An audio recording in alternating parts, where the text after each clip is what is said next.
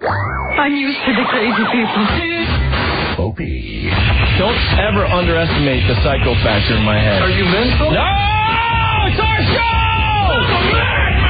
I'm getting pissed! You sound like a stark, raving mad person. No! I'm getting pissed! No! No! Don't ever underestimate the psycho factor in my head. No! How can you tell who's sane and who's insane? 1027 WNEW.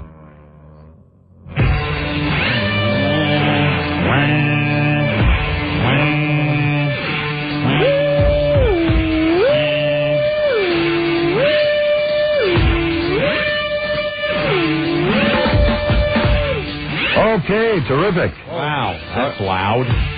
Sorry about that. Everything's a little loud today. To tell you the truth.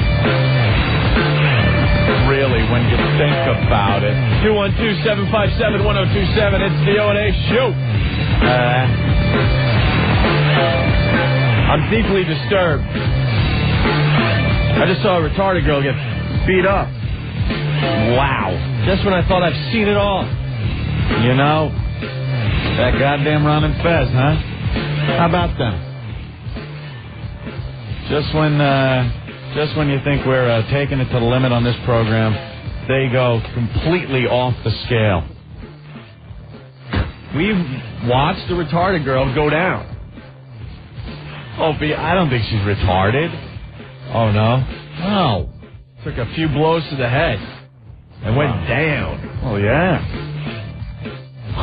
Oh, bravo to Ron and Fez. That was something to watch. My God. She just got pummeled. Why didn't they videotape that? They don't want evidence? Maybe. It was amazing. All right, we'll have to get that in here to talk about that a little later, maybe. Yeah. All right. We got to get Earl in here immediately to continue our little discussion that we're having in the back office. Earl wanted 5 minutes to think about a proposition that we made. Right. And his 5 minutes are up. And we'd like an answer. While we get Earl, he said he would think about it. We were negotiating hard in the back office because Jeff, the dump guy. What? Who? Oh, that. I'm the only one? I wasn't too... Rick walked in on him. That wasn't too much of a stretch. You walked in on him when he was dumping. So his new name is Jeff the Dump Guy. That was only going to be brought forth through hypnosis later in life, Rick, right? Remember, Jeff was in the no-crunching bathroom during the show, and Rick needed to relieve himself. Open the door, and there's Jeff the Dump Guy taking one. Taking a dump in the no-crunch bathroom. With the door open. Yeah. Damn it. That's disgusting. What? Earl's busy. Now he's busy. Busy? Impossible.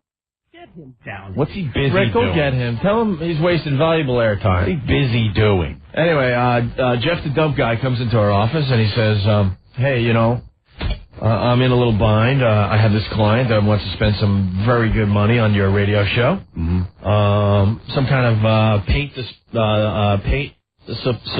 supply store. Yeah. Paint company. Like paint. Like artist paint, I believe. Is it? I think it's like house paint. You think it's house paint? I think. No, I think it's what Oak says. I think it's like an art store or whatever. I think so. Where they have the paints and the brushes and stuff. Yeah. I don't know about that, my friend. I'll bet you. I'm not sure.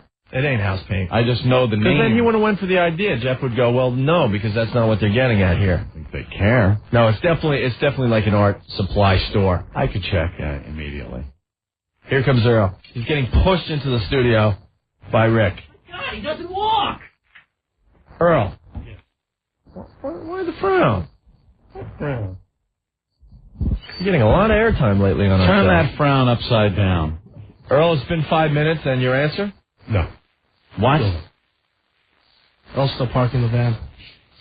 Why no? You can gladly drive it if you want to. Jeez. Woo. Earl, why are you lashing out? Aren't we all friends here? Yes. Come on. So why the hostility toward He's always that? breaking my balls about the van. I was like, okay, you drive it. Why are you busting his balls about the van, Ben? I don't know. I just was busting. You all right, Earl? No, I'm not. Paint, wallpaper. Yeah, paint, remodeling projects. It's paint like that. Oh. So it has nothing to do with, like, art? No, not that I see. Are you looking up the right company? Abrasives, adhesives, applicated cleaners, ladders, scaffolding, equipment, stains, varnishes, thinners, spray paints. Yeah, look, see? Look at the name. Okay. Wow, you are right. Man, I would have lost that bet. I was in construction. Earl, what's the problem with the bit? We haven't really explained it yet to people. Yeah, I don't know. I'm not feeling it. It's just wrong. You're not feeling it? Why is it wrong? It is just wrong. Well, here's the idea. See, this paint company, you know, they want to do something with their paints in our show. And we've been, throwing around some ideas and stuff. Yeah. And then jokingly, Ben out of nowhere goes, I got an idea that'll make everyone happy. And that idea, Ben? Paint Earl white. Exactly. I haven't heard Ben that excited in many months because it would be so much fun. Paint Earl white. You're known as Black Earl, and the reason not because you're a black man, but because you wear black. You'd still be Black Earl because you could still dress in black. So we want to make you White Earl for one afternoon. The listeners are eating it up already on the phone lines. No. Come on, we paint you up. Earl, this was the idea. So we have a before picture of Earl, and you'll get to see him in all his glory. He wears black every single day. Anthony and I have been here almost 3 years. I don't think we've ever seen him in another color besides black. Except for the softball game because he had to wear the uniform, which was mostly black. It was black. Right. We had some pinstripes in there. So we'll do the before picture of Earl, Black Earl, and then we want to paint you on the show. Paint you white. And then paint you white. Paint it. And then we want to have a up. shot of that on the website. And I'm telling you, the audience would go nuts. Come on, we paint each other up. Have a good time. Chase each other around with the hot mops. Now, Earl, what's the problem with this bit? We I all go in the barrel. This is just wrong. I was explaining to Earl, I can't hang out with my relatives anymore ever since I said I hated my grandma. Yeah. Come on, Earl. The dead one, by the way, if my family's listening. Not the one that's living. We all love her. Come on, Earl. It'll be so much fun. What is the problem? There's just something very... Explain the problem with the bit. Very, very wrong with it. I put a lot on the table. We were negotiating hard back there, weren't we? I offered him 10% of his yearly salary. $3. I offered him a tenth of your yearly salary for one bit. And then the offer, though. The big one that I think... This is what made him go, I'll think about it. I'll think about it for 5 minutes. Right. No, I said I'd think about it because you were throwing so many incentives at me. No, this you were incentive... negotiating hard. This incentive is huge because I know how important this is to Earl. Yep. He wants to have a Black Coalition rock show. Right. So I said, you give us a chance to paint you white for the day, for the first show, not even, and you could even shower. It'll come right off. We'll make sure it's temporary paint. Latex. It washes right off. Not only will we give you a tenth of your yearly salary, which is insane, we'll also give you a half hour to do whatever you want on the radio. Now, we did it the last time, and we tricked you. You're right. You are right. But this time, we'll play it straight. Where Anthony and I leave the studio, you got a half hour to do whatever you want. So you can do the Black Rock Coalition. And you never know who's going to be listening. That is huge. A lot of people listen to this afternoon show. It's just showcasing something you want to do. And you never know. Someone might be listening and say, hey, that's a great idea. And then Errol goes, I don't trust you guys. I'm like, fine, let's bring a lawyer in. We'll sign something. I don't care. Sign a contract. We'll do whatever it takes. Won't even be in the studio. So not only do you get a tenth of your yearly salary, you get a half-hour Black Rock Coalition show. And there's a few people that listen to this radio program, Earl.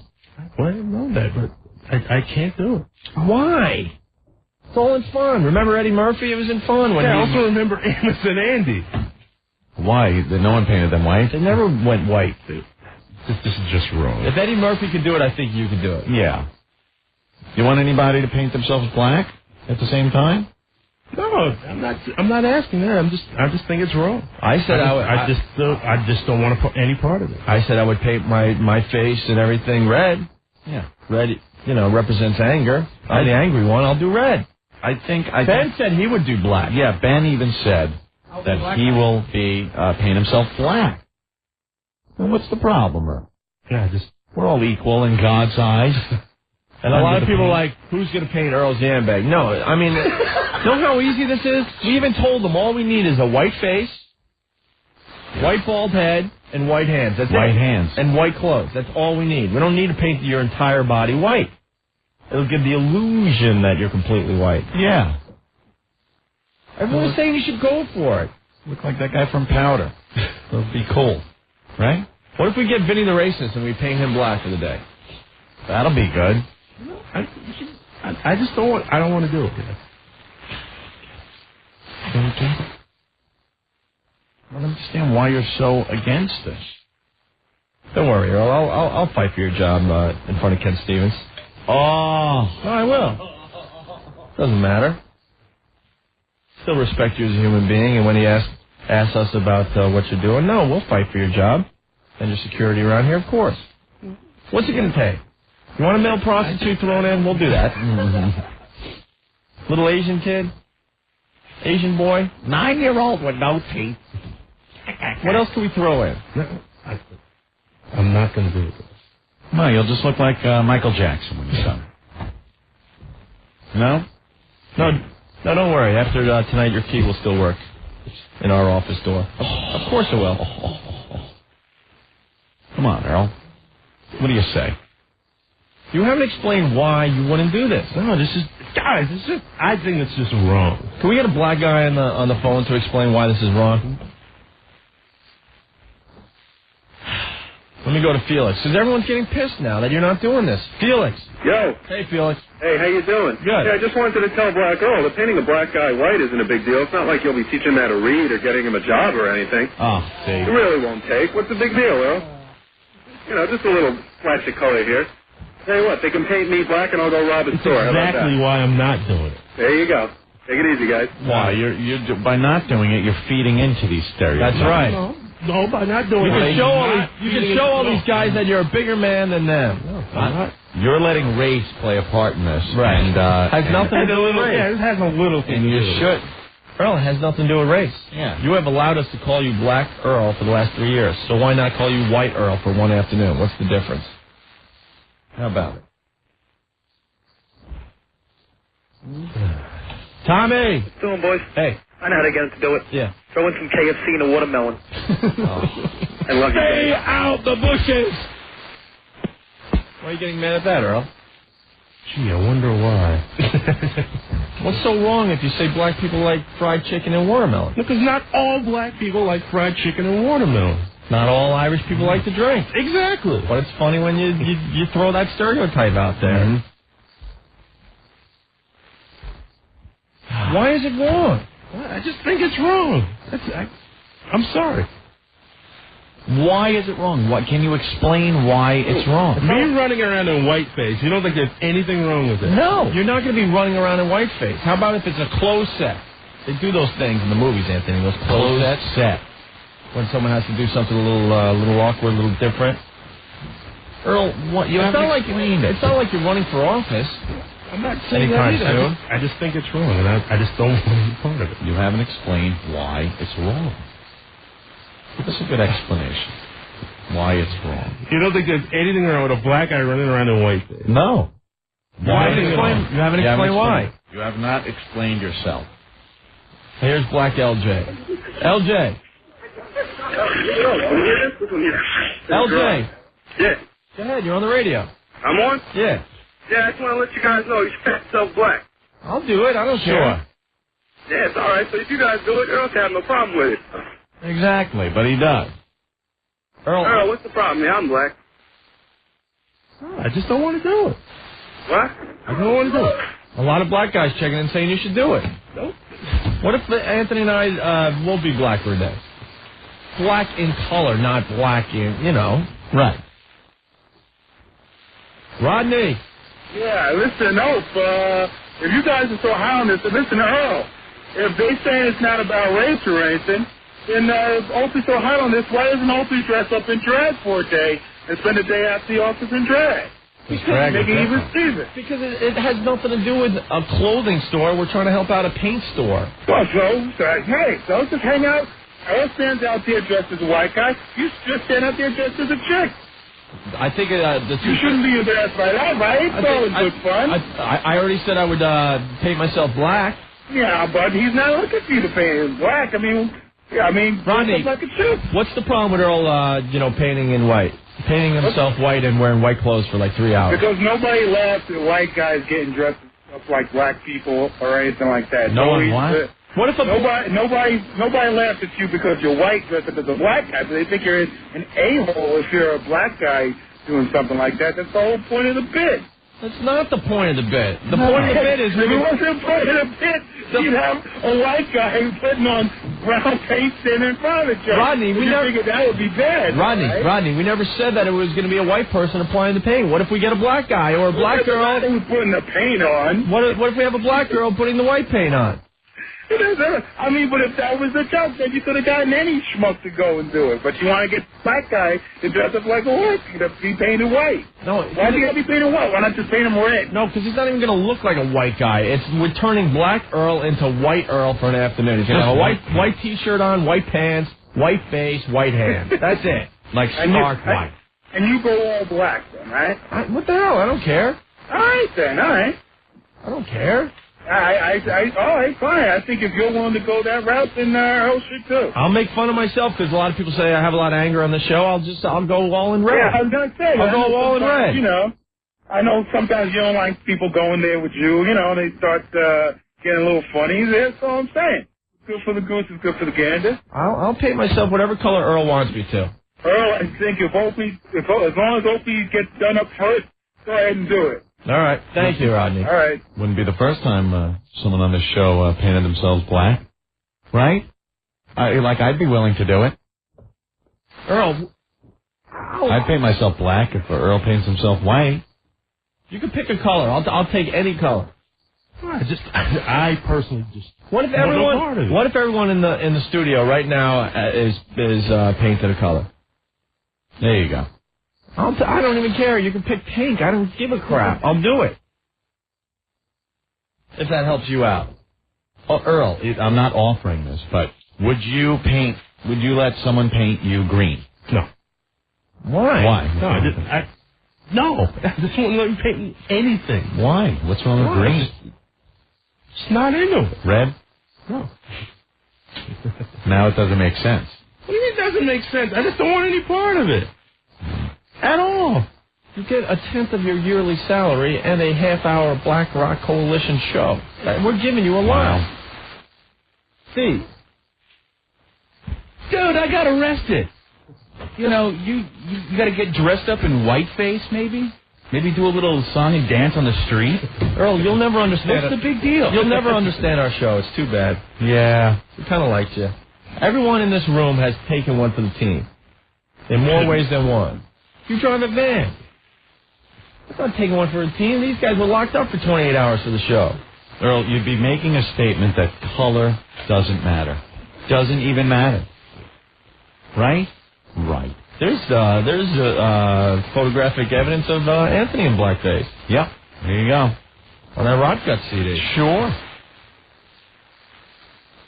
Nothing wrong with that. Just like thanks things, but no thanks.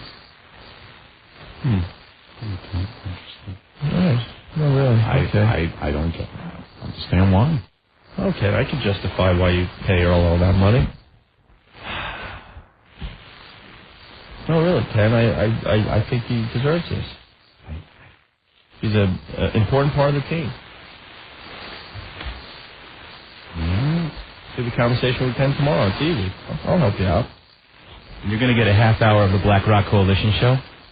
Now, how much that is worth? And ad revenue alone? The stakes. I just, you know what? I just don't want to do it. Earl comes into my studio almost every day and complains that he hasn't gotten a show yet. And here you are giving him a half an hour. Yeah, of the very show he wants to do. You could put on a demo reel and send out to somebody else if you wanted to. Earl, because if you ever did get your Black Rock Coalition show, you know, Let's not make any mistakes here. We'd be on it like in the middle of the night or like at 5 in the morning on a Sunday. We're giving you prime real estate. Right there. Half-hour show. Prime time. Prime time. You can call. You can even say what day you want to do it, so you can call everyone you know. You can call record companies, program directors, whatever. That's huge. There you go. No, I understand the stakes. I'm just like... And you don't even have to do it in whiteface. No, just like, they're not at that price. No. At that price, what's the There's price? no price.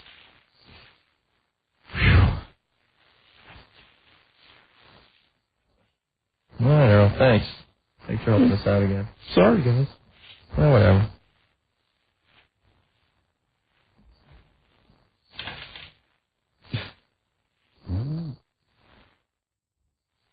Thanks, man. Even if we throw in the Asian boy. What does it deal with the Asian book? No.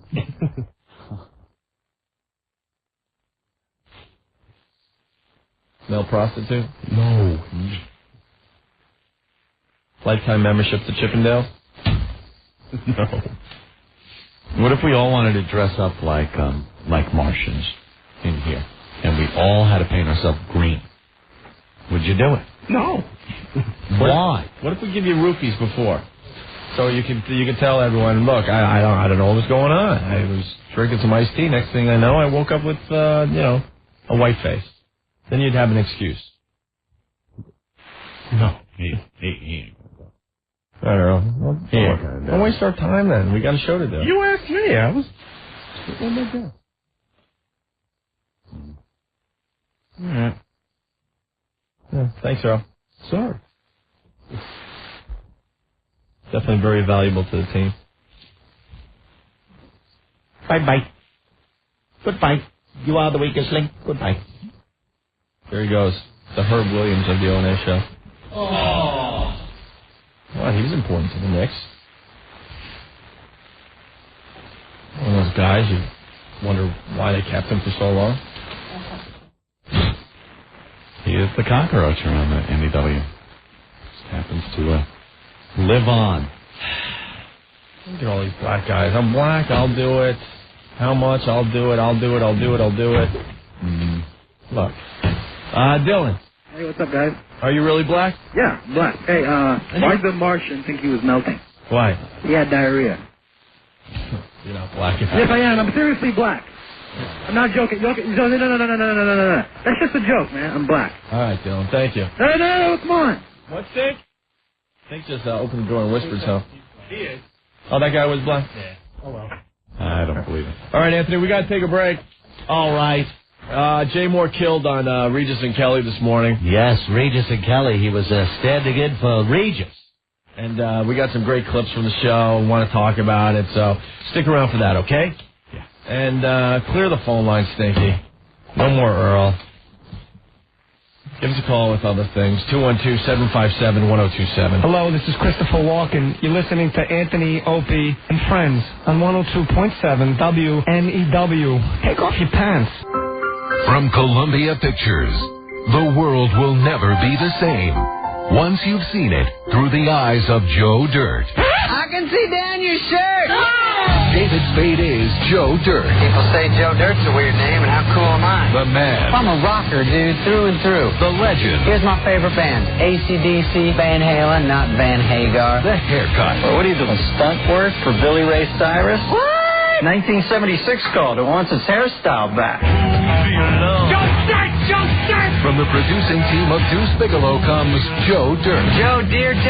Don't try and church it up, son. Don't you mean Joe Dirt? Dang. Soundtrack featuring classic songs from Blue Oyster Cult, Cheap Trick, and Eddie Money. That's what I'm talking about. David Spade, Dennis Miller, Brittany Daniel, Kid Rock, and Christopher Walken in Joe Dirt. Directed by Jenny Gordon. Rated PG-13. Some material may be inappropriate for children under 13. Now playing in theaters everywhere. I'll catch that movie on my next flight to L.A. Unfortunately, because I'll not have a choice.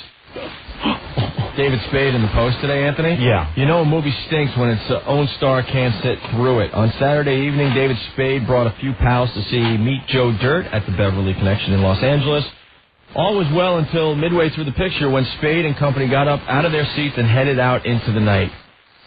Our source laughs it was that bad.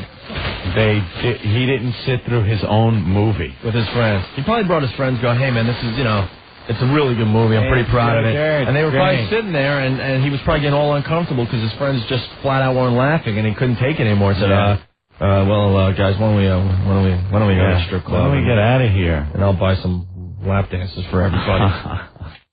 Anthony, Pinnacle Horny Goatweed. Hey, Pinnacle Horny Goatweed. It's the name of the herb, horny goatweed. And what it does is it boosts your sex life. Yeah. You're under too much pressure, or your job's got you down, or whatever. You're just not having sex anymore. Go to GNC. Get some Pinnacle Horny Goatweed today. Call them up if you don't have a GNC near you. 1-800-899-5323. It's Reveille for your rapture. Comes from China, been used for thousands of years, and it enhances your sex life. People have tried Pinnacle Horny Goatweed, and they say it's the single most potent and thoroughly exciting herbal supplement they've ever tried. Pinnacle Horny Goatweed. It's the ultimate sexual potency supplement. Go to GNC, get some Pinnacle Horny Goatweed today, or call them up, 1-800-899-5323, 1-800-899-5323. Pinnacle Horny Goatweed, get some today. Hey, it's time for more Fag Talk. Okay, sure, yeah, that's a lot of fun. Why don't you come to my place? I'll show you my beefy bologna. Yeah! Awesome! Poor demented hunky. I need that, man. I'm being hammered. Bend over, head down. Hey. Is this a faggy show? I'm just gonna blame it back. Is this a faggy show? I would choke the chicken in front of everybody. Give me the back, faggy. Give me the back, faggy. I'm horny. Hey, stick it in and start the banging. This is tearing the ass out of me. Shut the hell up! He's a flaming fag. What, give you oral? Put it in the mouth. I always wanted those fights. Put it in the mouth. You got some funny things. Take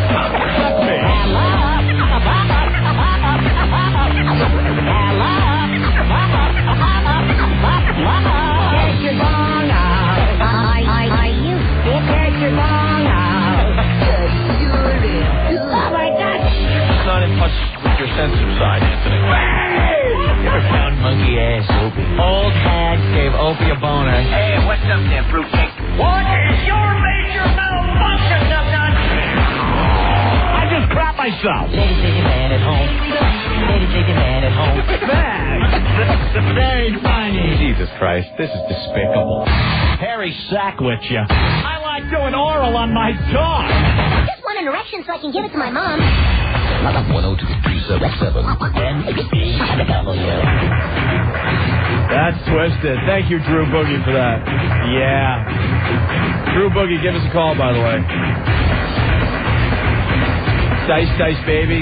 Yeah. Dice loved that so much that he wants to talk to Drew Boogie about putting together an intro for his concerts. There's something together. He did start a show at Westbury with that. Yeah, he did, and then he walked out, and we didn't even bring up the fact that he just blatantly, I'm not one for ripping me off or saying anything like that. Believe me, I understand comedy. I understand a lot of things are funny to a lot of people, and a lot of comedians or people on the radio, they pick up on it and put their own spin on it. So if you're talking about a certain TV show and find certain things in it funny, just because you do it doesn't mean someone's ripping you off if they do it.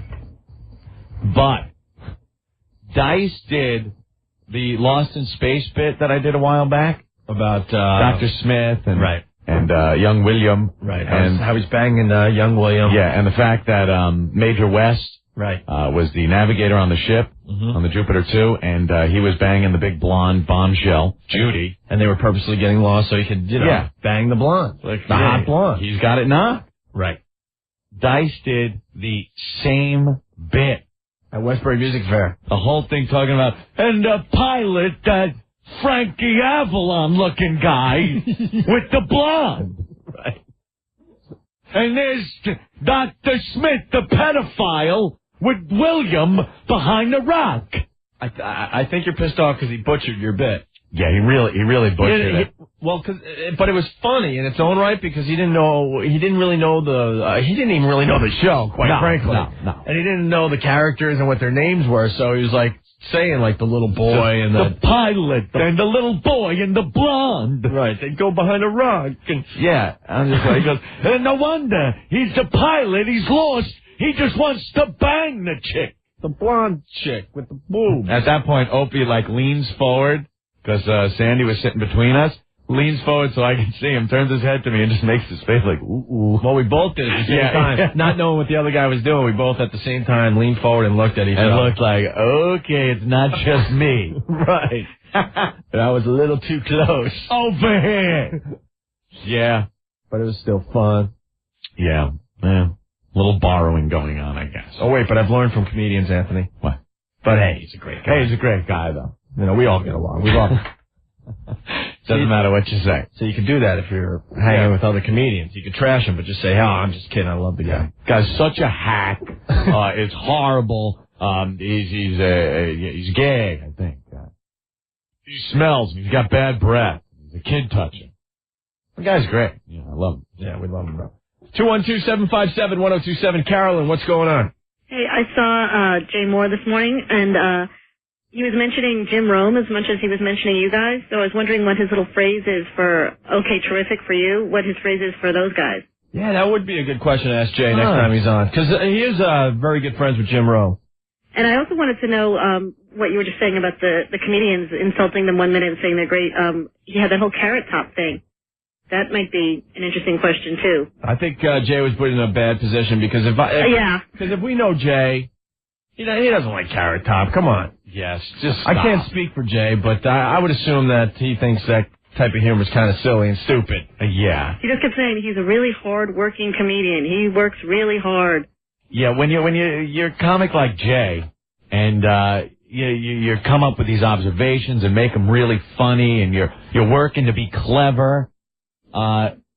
You see a Carrot Top, a wheels out, a toilet seat with handlebars or something. He had like 4 giant trunks full of comedy. Yeah, full of comedy, you call that?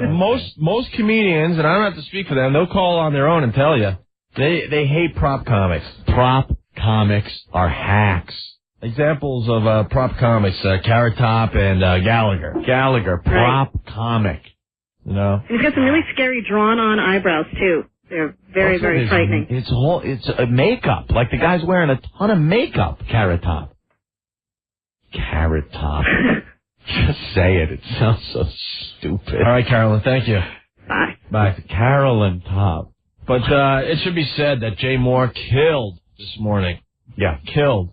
Did a good job, and he was, it was cool because he was himself. Right. He didn't try to come off like Regis or come off like a talk show. He was just being himself, and it was really funny. Because there were sometimes he was getting tripped up, and sometimes his jokes weren't flying, but just like Jay, when it happens, he has an answer for that. Right. You know? Well, we got some clips from Jay Moore on Regis and Kelly this morning. Of course, filling in for... Don't call him a moron. For Regis. Oh, Jay Moron. Okay, sorry, I was confused. Here's Jay talking about Al Green. We hired a car in New Orleans and we drove all the way through up to New York. We saw Al Green preaching his church. Oh my gosh, Al Green, the Reverend. Yeah, the Reverend Al. Right. Most charismatic man I think I've ever witnessed. Yeah, he was amazing.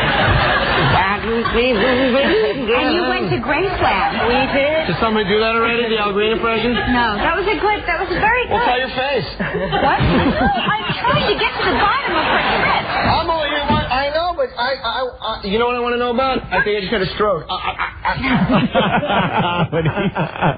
When he goes, tell your face, because, he was doing his Al Green impression, and Kelly goes, wow, that's very good. And he goes, tell your face. Yeah, well, tell your face. Because she wasn't reacting at all. She didn't laugh. That's a great line. Tell your face. I got to remember that line. No, that's funny. Well, tell your face. That is so damn good. Let's go to Jay. Another Jay. Jay, what's up? Yo, what's going on, guys? Hey. Yo, I was home from work today. I'm sick, allegedly.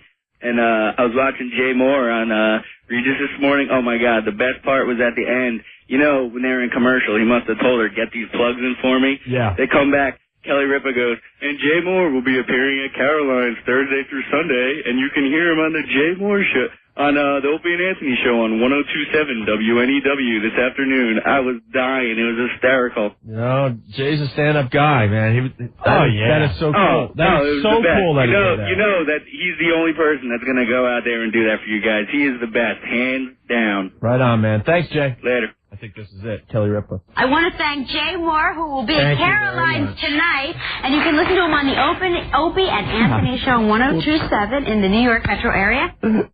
No one could get our name right the first time. Everyone has a hard time. The Open-a-Knee. How many times have we heard that?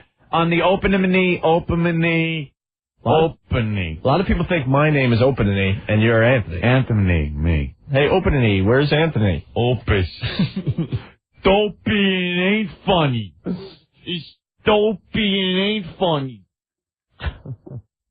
Chris, what's up? Yeah, what's going on? Hey. I just like that he didn't have the same sentiments as you, but he did bring up the belly button. Kelly Ripa. I'm glad he did that for us, because we've been talking about her belly button for a long time on this show. Yeah. Popping out there. He made a little reference, a cute reference. It would have been nice if he said it's a little disturbing. But no, it was, what did he say? Her belly button looks like the pop-up timer on the turkey. Yeah, it's like it's done. Right, and she's like, no, it's got to, bake a little longer or whatever he said. She said. So, cool. All right, Opie and Andy. All right, Chris. I'll see you later. Bye. The Amazing Jonathan is not a prop comic. I wouldn't consider him prop comic because he's a comic magician. And I think he's very funny. The Amazing Jonathan. So don't put him in the... Yeah, you ever see him? Yeah, he's great. He was offered to us, but... Really? Yeah, we blew him off for some reason. Wow, he's really good. Yeah. Because I think he's hilarious, and I was like, oh, I'm not going to bring... Because all I'm going to get is, why would you bring this guy to us? Because I've heard that before from some others. No, we would definitely check out the Amazing Jonathan. He's funny, yeah. Next time he's around, he's in. Wait, you just offered us Gallagher, didn't you? Yeah, what are you, insane? What are you talking about? You just said, you guys want Gallagher? Yesterday, I think you said, guys, you want Gallagher on the show? And is it Gallagher or his brother that goes around as Gallagher 2? I was being nice because Matt Devoti was pitching him. Oh. Hey, you want Gallagher? No, Matt. Thanks, that's okay. Working on it. We got more clips of Jay Moore on Regis and Kelly this morning. Yeah. Said the exact wrong thing. I had just met him 3 seconds ago. 3 seconds ago. Hi, Kelly, I'm Jay. My God, you're huge. Yes, I thought, you never know. Maybe she has quintuplets, and no one knows that except me. Like, that's the big secret she has, that she has 5 children. No, keep going. No, keep going. Miss Quint, you look fantastic. Oh, stop You're beautiful, and I think your looks are probably the least of your qualities. Oh, what a pimp hand. Oh, my God. You're beautiful, and I think your looks are the least of your qualities. Oh. Now, what are we going to do about this? Jim, what's going on? What's up, guys? Hey. Hey, Ann, weren't you uncomfortable after Ripa gave that plug for you and Opie? And about a month ago, you're doing a bit about giving an abortion with a rustic tanker? That was so funny, man. It's kind of weird how things work out in the end. That was a little strange, yeah, when you hear Take care, guys. name. You know, it was like, get me the hanger. I can't take these women talking about their children. Opie and Anthony. I want to play that bit, but it's really long. Can we get maybe a piece of it? Maybe we can find a good section that we can play? Where, I wanted to abort the fetus. Abort it, Kelman. She's probably listening to us today. Hi, Kelly. No. More audio from Jay Moore. Done in the character. From this morning. Once again, I got to say, the man killed this morning. Very funny stuff. Now, here are Kelly Ripa and Jay Moore. Tony Pig. We're on the wrong side of I'm each other. sorry. No, please sit down. I just swallowed my chewing gum. Good morning, everyone. It is Thursday, April 19th, 2001. please welcome the one and only Jay Moore, my Thank you very co-host. much. I got him. Okay, terrific. You know, he is the best. He is the best at getting stuff in like that. It always sounds a little awkward, though, you know? But it's cool. But it's cool that he does it. It's like a challenge. Okay, terrific. Right off the bat, Norton. He did some Ralphie boy. Yeah. Darren, what's going on? Hey guys, how's it going? Good. You guys ever hear of the comic Dane Cook? Faggot. Faggot. He's so funny. Faggot. We had Dane Cook on our show in Boston. He is a very, very funny comedian, but doesn't like us. I don't think he likes us. Really? He's a little rough for the radio because he's very animated. Yeah, but it just seemed like he just didn't like us as people, which is always not a good thing when you're trying to have fun with a comedian. Didn't he I guess. say something about us, too? There was something said like... No, Anthony Clark has talked bad about us, but I don't think Dane Cook ever did. Like, yeah, I've heard their show. No, he said something like that, like, I've heard their show. When we were backstage? Yeah. At the Comedy Connection in Boston? Yeah. When we met him and he gave us the big blow-up? I was like, hey, what's up? Opie and Anthony. He goes, yeah, I've heard your show. Yeah. And then it was like, that's it. Like he was pissed. Oh, what a dick. He was pissed at something he heard. You know what? But he's still a funny guy. What can I tell you? I mean, you know, we're not going to get along with everyone. We all know that, so. Yeah, he still makes me laugh. All right, Darren. All right, later. Bye. I think Anthony Clark, we should give him another shot. He hated us in Boston. Yeah. Ben knows for a fact he hated us. Well, I think we were... and we ran into him backstage in Boston, and I got to tell you, he was cool to us that day. Yeah. I think we were labeled homophobic up in Boston. Yeah. Well, the guy that we were up against at BCN at the time was, he was a homosexual. And we kind of beat on him pretty hard. Seems to be a lot of gay guys at radio, Anthony. I know. Go figure that one out. Who would think? Most of them not willing to come out of the closet for some reason. Well, it's bad for the image. You know, the guy up in Boston didn't want to do it either. And, you know, when you're dropping carts so your young boy interns can bend over and pick them up, it's kind of hard to hide the fact that, Hey, wait, Ben's going to talk today? What are you in? Ben was one of those guys, you know. I know. See, Ben's been for the Admiral. Ben's been in radio since he was like, 14? Yeah. They called him the Rear Admiral. Rear Admiral. The Rear Admiral. I had a lot of friends that worked there. My friend Decker started interning there. He's like, Parento is a big guy. He's like 6'4". So I like the tall. No, it's okay. So anyways, he sees my friend. He goes, hey, go over there and pick up that case of soda on the ground. He goes over and picks up the case of soda. He's staring at his ass with a big smile on his face going, hey. Hold it, isn't this the same guy that gave Mark that name? What? Pickle Boy Jones. No, he gave Psycho Mark Pickle Boy Jones. And don't even ask me what that's about, because that's a whole other can of worms. And Mark refuses to talk about it. Mark will not return. He will never talk about it. And then a couple of years ago, I ran into Parento again at the Pearl Jam show here at the Garden, and I sit down with my friend Decker again, and I smell the stench of cologne. He's like, hey, Ben, what's going on? He goes, who's your friend? And he's got this, like, 14-year-old kid. He goes, Mark, these are great seats.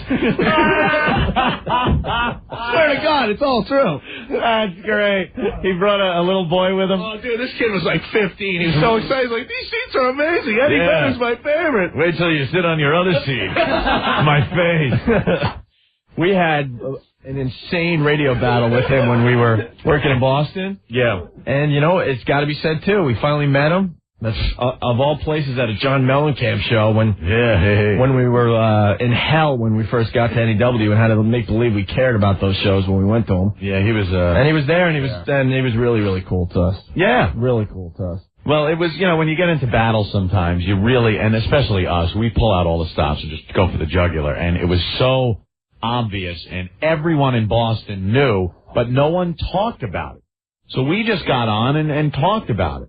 And we got labeled, you know, homophobic. So then a lot of the comics that were gay or other acts that were gay wouldn't want to come on the show, and they hated us because they thought we were gay bashing. Or gay managers that represented huge rock bands. Oh my God. That's real. That was when it was real crazy. Yeah. Forgot about that. Remember? You guys will never play their records again. You'll never get anything from them. That got real ugly. You don't even know. Let me tell you something, and we say it from time to time. We don't like to brag, but Opie and Anthony always win in the end. Yeah. Because you're bringing up a good point. This person, I don't even want to name the band, and I won't name the guy, but it's one of the biggest bands ever. Absolutely. If you're smart, you can figure it out in your head, okay?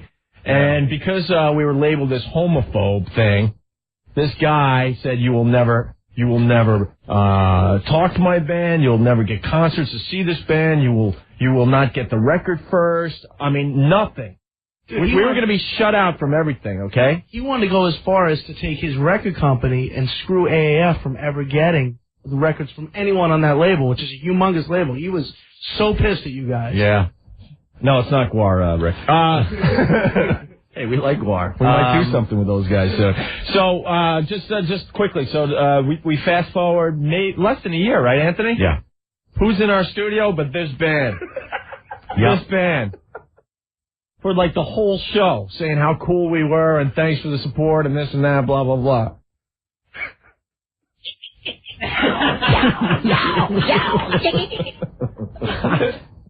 I sent this in a few months ago. My friend met Dane Cook, said to him, you should give O&A a call. They have a lot of great comedians on the show. He replied, yeah, why don't you ask them yourself? Yeah, he doesn't like us. That's all right. And no, George isn't a prop. No, I know. I didn't want to put Otto and George in the prop comic. George isn't a prop. It's Not a at all. puppet. Not at all. Different. That's a whole different category. I am not a prop, you whore. Lick my starfish. Ooh! He's in the ventriloquist. Was that a stinky Dice impression? Tony. Yo, what's up? Hey. Opie, you're not gay? No. I'm sorry. All right. Yo, what do you guys have on Jay Moore? He'll do anything for you guys. How did you get him in your pocket like that? He's pals. He's a friend. Yeah. Friends do that. Special friend? We help him, he helps us. And I think he gets a kick out of doing it for us, too. No, his last appearance yesterday, he was so funny. It was the best appearance in a long time. Yeah, he killed. He ruled. The tickets for Caroline's are going fast. I don't even know what's available still. We're all going tonight, I believe.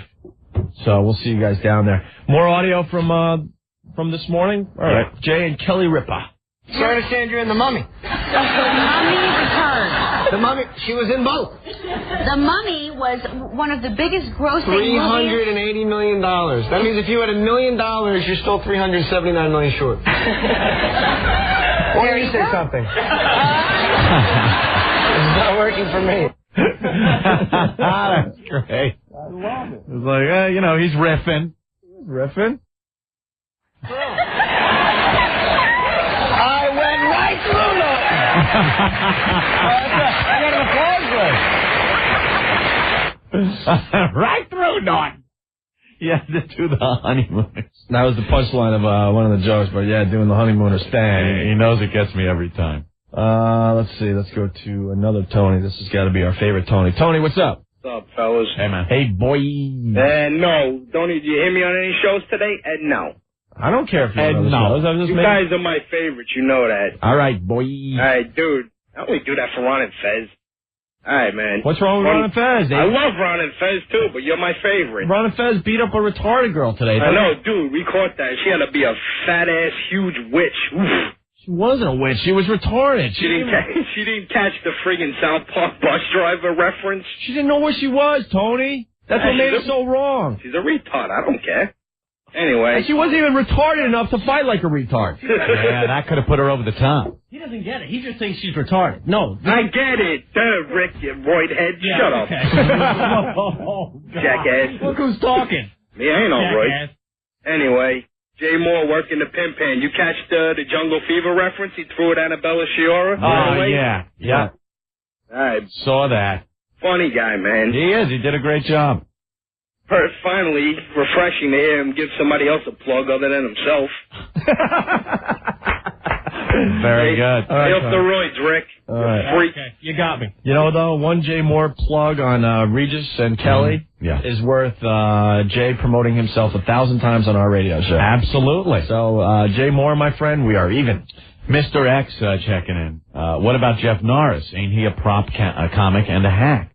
No, Jeff is not a prop comic. I love the guy. Shut up. Right. It's one of our faves. Yeah.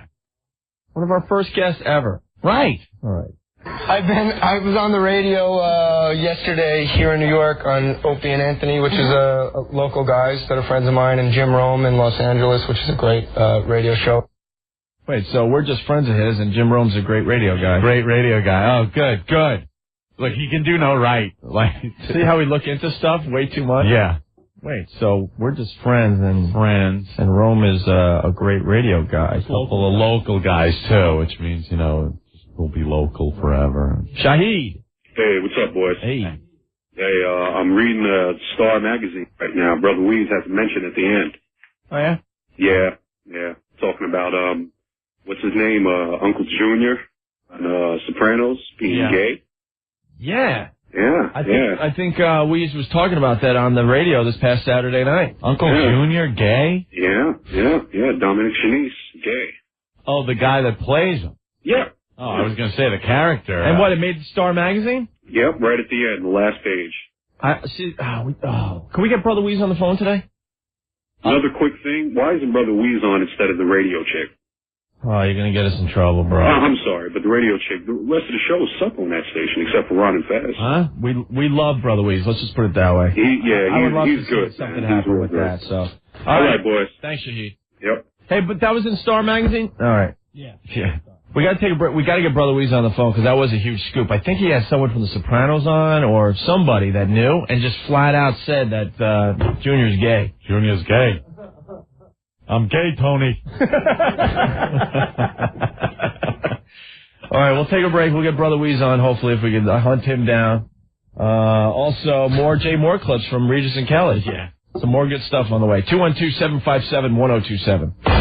Opie and Anthony present the best in reality programming starting next Monday. The Whipped Cream Bikini Contest. No tribal council, no drill sergeants, just hot bodies and cool whipped cream. Ladies, all you need to do is show up at WNEW between 3 and 7. You bring the body, we bring the whipped cream. The Whipped Cream Bikini Contest. Only from Opie and Anthony.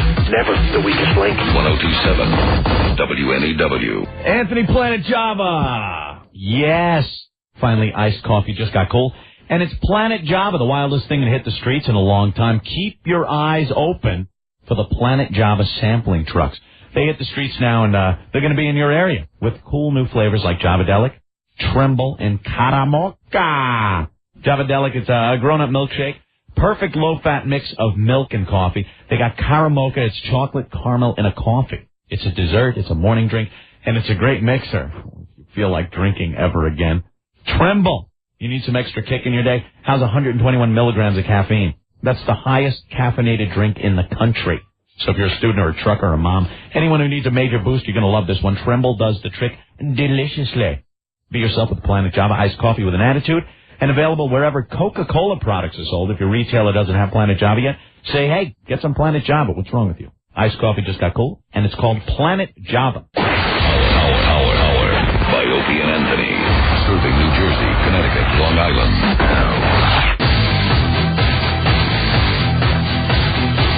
What do you got over there, Ed?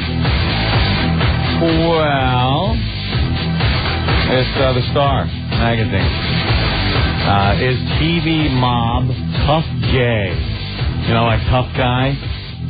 Tough gay. What? Junior Soprano gay in real life? No way, Jose. That's what Dominic Shanice, 70, Tony Soprano's sourpuss uncle on this show, has been telling folks after a caller on Rochester, New York's WCMF radio claimed during a live interview of Shanice that he was gay. He kind of avoided the issue, but his handlers went off on us after the show, swearing he wasn't, said CMF jock Brother Weeze. Oh. I'm gay, Tony. I got the big casino, and I'm gay. Well, we're trying to get Weeze on the... I like getting butt slammed, Tony. Jesus. Trying to get Weeze on the line to see how that all went down. And God, it's not ass cancer. I can't take ass cancer, Tony. I need my gay sex. Get the stomach cancer, doesn't Stomach cancer. Too many hot protein shakes, Tony. You're a fag? I'm a faggot, Tony. Well, he says it's not true, Anthony. Yes, he says it's not true. Very important that we go on record to say that. That's what Star Magazine is reporting, right? Fagula, Tony. We have more audio from Jay Moore in a minute here. Yeah. But first, remember yesterday, Tony, I'm a Twinkie. I'm head of this family and I'm a faggot. I'm a rope swallower. Rope swallower, Tony. Remember Kelly from yesterday? Oh, yeah. Little teenage girl showing us her boobs. 18. She was being felt up by Jay Moore yesterday in front of her boyfriend. Yeah. And then we all danced. Then we danced. She's on the phone and says she got in trouble yesterday. What happened? Kelly, Hey! What's wrong, Kelly? Oh, God, John's dad was listening. Yeah. And, screamed at me. Why? Because that's bad. Well, because he wanted to feel you up. Yeah. I feel like such trash. So your boyfriend's father was listening and he's not happy? No. But you got felt up by a movie star. No. But today, all these girls at school were like, why are you wearing a WOW shirt? You're not a guy. And I'm like... Oh, it's cool. Because it's like the coolest thing, blah, blah, blah. They were like, ew. It puts it all in perspective, doesn't it? Do you believe that? School. Wasn't that horrible? I think your boyfriend's dad wants you. No, don't say that. He's probably listening. Stop it. It's upsetting to him that you are getting felt up by Jay Moore. No, stop saying that. Showing your lovely breasts to all of us because he doesn't see them and he doesn't get to touch them. No, stop saying it. He's probably listening right now. He's secretly... Yeah. I am such trash. I feel so horrible. Oh, stop. No, you're not. Yes, I am. What a beautiful thing. A girl that comes in with her boyfriend and gets felt up by a movie star in front of him, I wouldn't call that white trash. No. If you hob the knob, then I would have to put you in the white trash category. Maybe if you were a fag, Tony. I'm a fag. I don't know. What, Psycho Mark? You're a filthy whore. Ouch. All right, Kelly. All right. Bye. Bye. There goes Kelly from yesterday. Emily. Hey, would the shaky hands of Louis Black be considered props? Lewis's shaky hand. It's so distracting. He should be juggling something. Yeah. Yeah, Lewis is up for some kind of comedy award, so we want our listeners to vote for Louis he's Black. great. I voted. What website? No, you got to do it by phone, I think. I think you might be able to do it by website, but it's Comedy Central. Oh, go to Comedy Central's website. I'm sure they'll have the details on how you can make Louis Black win this award. Hi, guys. Thank you, Emily. Bye. Bye. Let's go to Dylan. Dylan. Hey, would Janine Garofalo's sketchpad thing be a prop? Yeah, her little notepad. That's her prop. Sure, why not? That's her prop. She's a hack. Thanks, Dylan. In the coffin. Let's go to Ryan. Ryan, what's going on? What's going on, Oda? Hey. Listen, Dominic Chianese is definitely not gay. My father's on the show. I went out to dinner with him a couple of times, and he has a girlfriend for a pretty long time. I just went for you. Ryan, you're cute. Tony, I'm a fag. Hey, who's your dad on the show? My father plays Johnny Sack. He's a New York boss. Oh, really? That's your father? Yeah, it's my pops, The man. New York boss, yeah. He's pretty cool. That's man. Wow, another Sopranos interview we're getting here. The son of the guy that plays the New York boss. Nice. Man, I thought that's cool, man. All right, Ryan. All right, ladies. Hey, put your dad on the phone. He's at work right now. I work with him, so he's not around right now. What does he do? Well, when he doesn't act, we're a contractor in New Jersey. 8 years old in masonry. So he's not really acting. Well, he's my boss. He sits home and acts while I work. I thought he was a great actor. He's just living his life on HBO. Well, it's range. I don't know. I guess I'm pretty much his bitch. All right, Ryan. All right, man. Thank you. Later. Bye. Remember Junior's quote last year.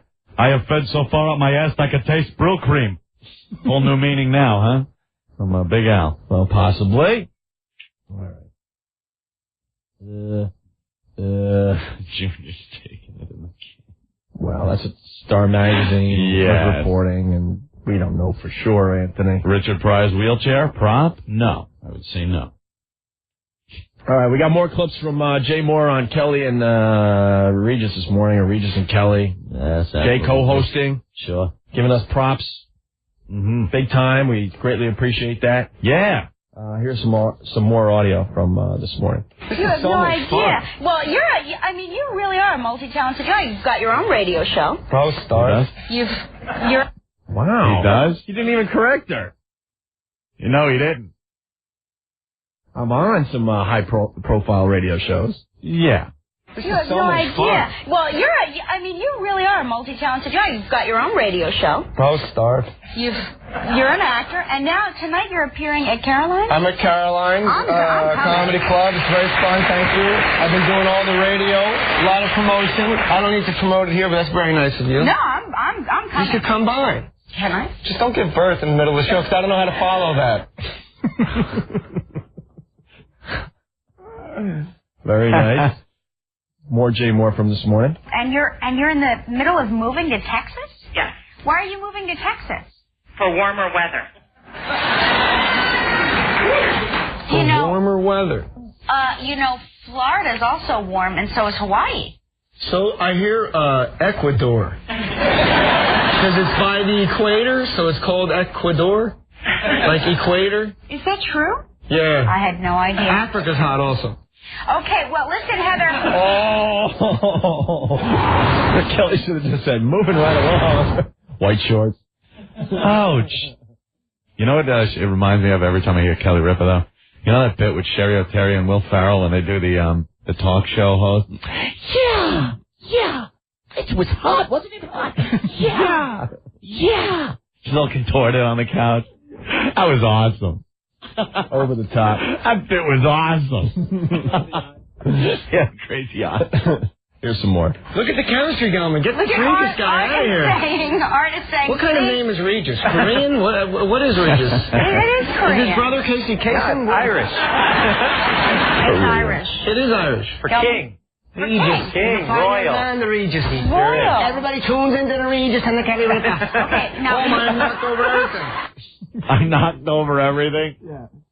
Spilled some coffee and I gotta see that.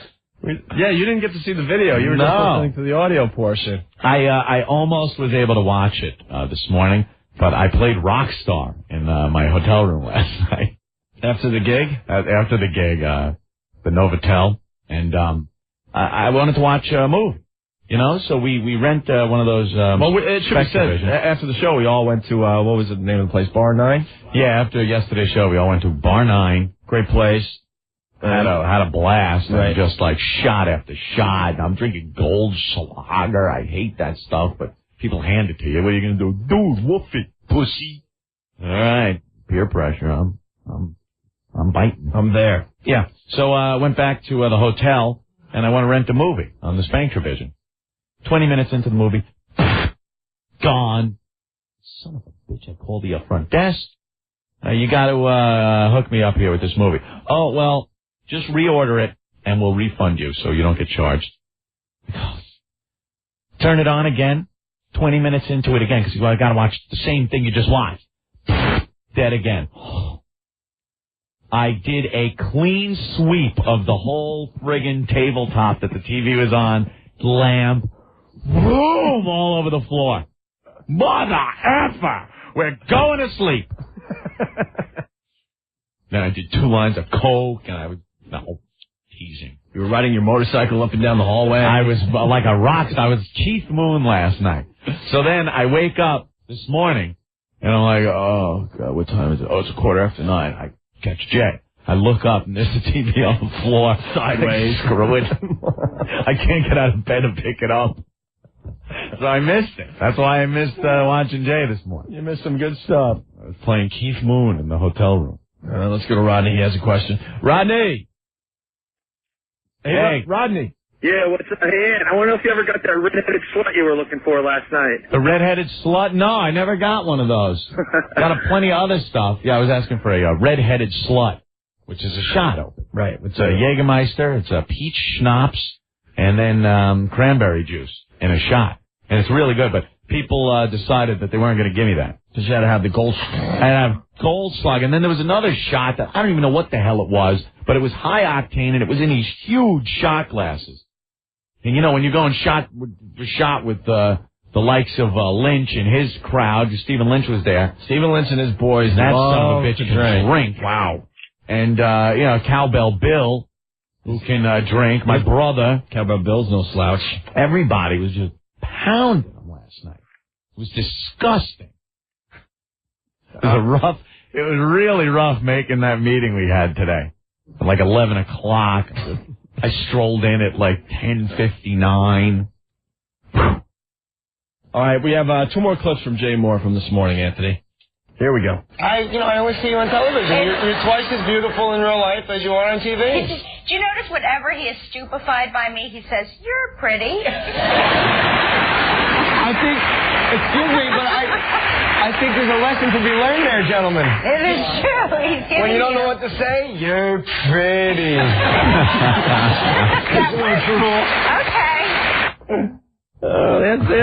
They had some good chemistry, man, this morning. Without a doubt. And finally, the last one. Is this where he yells at the audience? Kinda? All right, let me just play it. London and England, anyway, was, the Beatles, the Rolling Stones. We have Radiohead now. We have great bands like that. What kind of bands would you like to bring over there? Which kind of bands? Well, I actually like Led Zeppelin. I don't think they're going to get back together. One of them died, I think. One of them did die. One of them actually lives around the corner from me, though. Not the dead one. No, the alive one. That would be really weird if you just saw him walking around. So you went on a road trip with your girlfriend. How many jokes did you think of today? It's like 11, right out of the chute, nothing. All right, she got her steaks. What does she care? Sorry, Rachel. That was classic because he was just boom, boom, boom with the jokes. Yeah, and all of a sudden he realized nothing from the crowd. Yeah, so you're gonna leave me out to hang out to dry here in front of 40 million people. How many jokes did you come up with this morning? Very good, Jay. How many jokes? That's what he asked the audience. I know. How many jokes did you think of? All right. And once again, Jay was just awesome and gave us a fine plug. Yep. In the beginning of the show, and then Kelly Ripa. Jay wrote it down and said, "Look, please help me out. Kelly Ripa, do this for us today." I want to thank Jay Moore, who will be at Caroline's tonight, and you can listen to him on the Opie and Anthony Show 1027 in the New York metro area. And like that guy brought up a little earlier, it's kind of weird that Kelly Ripa is promoting our show after that horrendous Regis abortion bit. It was all done in character, like Mr. Imus. Not, it wasn't actually, I didn't want Kelly Ripa to have a hanger abortion. But these kids, you obviously saw what happened with Kathy Lee. Every 2 minutes with the kids. You see her now, Kathy Lee? She's like, I don't miss that show at all. Of course she Because they snubbed her. They wouldn't let her come on and promote her lousy album. So she's just like, every day I wake up and thank God that I don't have to go and do that show anymore. Same here, Toots. Same here. You know what? It's got to kill her, too, because Kelly Ripa, they're making her look more and more like a young Kathy Lee, man. I know. The hair color's changing. Kelly's got some of the same mannerisms that like Kathy Lee used to have. If in a couple of years, after she has this kid, she comes on and starts singing "My Egg, My Daddy, and Me," I swear to God. I swear. All right, by request. We got the abortion bit? God. This will wrap up the whole Jay Moore on Regis and Kelly bit. Kelly Ripa, if you're listening, anyone that knows Kelly Ripa, just don't turn the dial right now. Yeah, please. Just turn it. 'Cause we love you. I love the Kelly. Regis. Yes. Regis has a new co-host. A new co-host for Live with Regis and who? It's now going to be called Live with Regis and Kelly. Regis and Kelly. Kelly's from... Well, who's this hot whore? Kelly's from All My Children. I love it. Some hot number on my show, finally. I dumped that Kathy Lee. And now this one, I want to get my F on with her. Let me tell you. I'll slam that A C. Regis. Everything. Gelman, get me a rubber. I don't know where she's been. Regis. Who wants to F Regis? Regis. I'll punch her in the teeth. Regis, before you think that. Yes. Please. Uh-huh. She's from All My Children. All My Children. You know those soap girls. Very hot. I like that. I'll get my F on. I've cheated on my wife one time, according to the Star, allegedly. I gotta say that, you know. Yeah, so do I. All right, Mike Tyson. Regis. Yes. She's 4 months pregnant. 4 months what? Your new co-host is 4 months pregnant. It's gonna be Regis and 4 months. If this bitch calls it Cody or Cassidy, I'm killing her. Killing her. I gotta get Mike Tyson on the phone. Perhaps he could punch her in the gut a few times. Gelman, come here. Gelman. First show with Regis and Kelly. It's an abortion show. Hanger abortion show. 4 months? That's not bad. Gelman, get over here. Regis. Help me out with this thing. Get me some gloves and a hanger. Regis, you're outrageous. I'm gonna pull the fetus out, Gelman. You're outrageous. Do you honestly believe I want another woman here that's having a baby? I was tired of the stories all day with the Cassidy and the Cody. Now I'm going to have a Kelly talking about children? Get the hanger, Gelman. Get me a Floby. We'll suck it out. Jesus. I don't care. You know, we sit on those high stools on the set. Perhaps she could just fall and spontaneous miscarriage.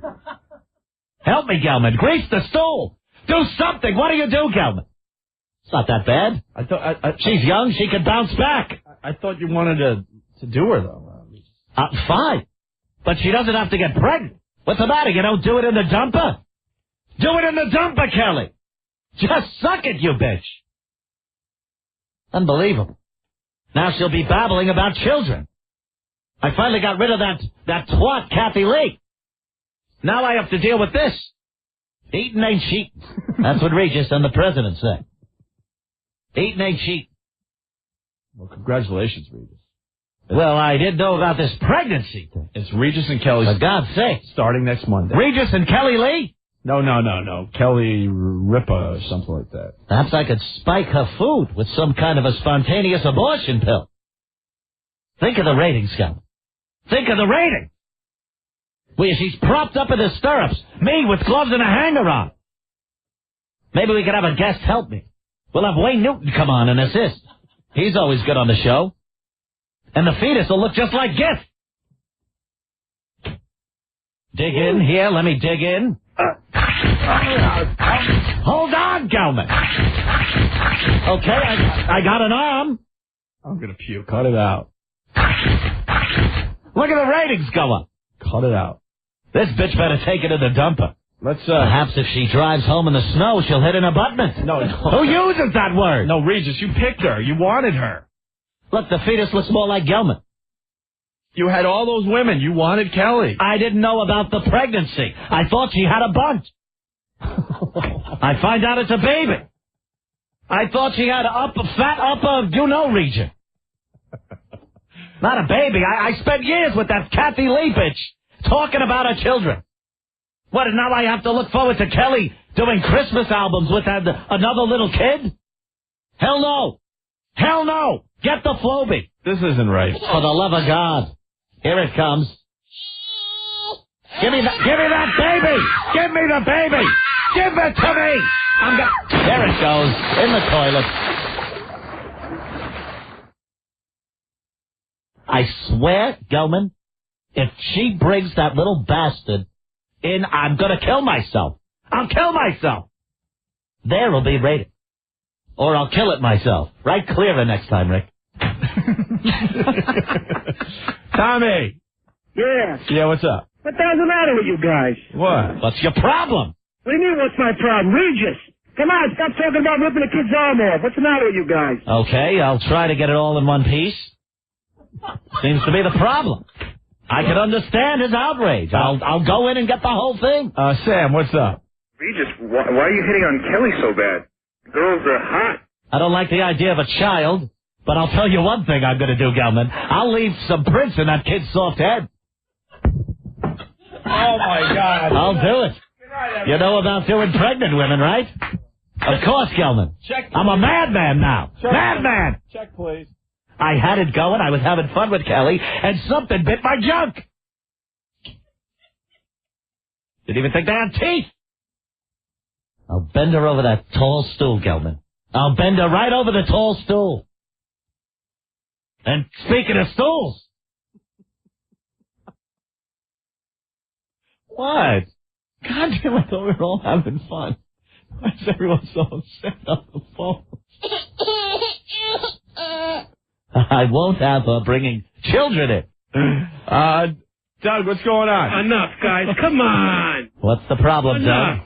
Be simple. Doug, talk to me. What's the problem? Use your brains. Use your brains. Come on. I'm turning you guys off, but I'll listen to you guys tomorrow. Doug, what's the problem? Enough. Come Enough on. with what? Think about what you're doing. I'm talking about Kelly, my new co-host. She's pregnant, Doug. What am I supposed to do? Pretty hot, though. What am I supposed to do? Now What she's you're going to bring supposed to do? children on like that Kathy Lee whore. Enough. Pull the plug. Punch out, man. Pull the plug on the baby. Jesus. I said, gentlemen, you bite this umbilical cord. You bite it. What's your problem with kids? Rick, it's always time to stop when Rick writes that one. Hey, Mike, what's going on? Why doesn't OJ just take care of the whole thing? That's what I'm worried about here. I mean, the whole Regis thing. OJ, hello? Regis Philbin, OJ, from Live with Regis and some other whore. Kelly, Regis and Kelly. Kelly, whatever. Big day for you, Regis. OJ, I need your help. Come on the show, and I swear to God, could you just slit someone's throat again? You've done it once before. What's the problem? She's blonde and white. Kill her. Kill the bitch. If she only liked it up the old dirt road, she wouldn't be pregnant. I wouldn't have to worry about these things. I love it. You know something? If only she was a crumpet muncher. If she was a crumpet muncher, there wouldn't be this problem. Well, doggy. The baby from her stomach is checking in. Yes, little one. Yeah, why don't you come try it, you little bitch? Come on, I swear to God, I'm going to stick my hand in there elbow deep and pull you out. Yeah, really? I can't take these kids anymore. You already tried it with a wire, you son of a bitch. I'll get you next time. You're bobbing and weaving, but I'll get you. I'll hook you like a trout. Smart-ass fetuses, I get.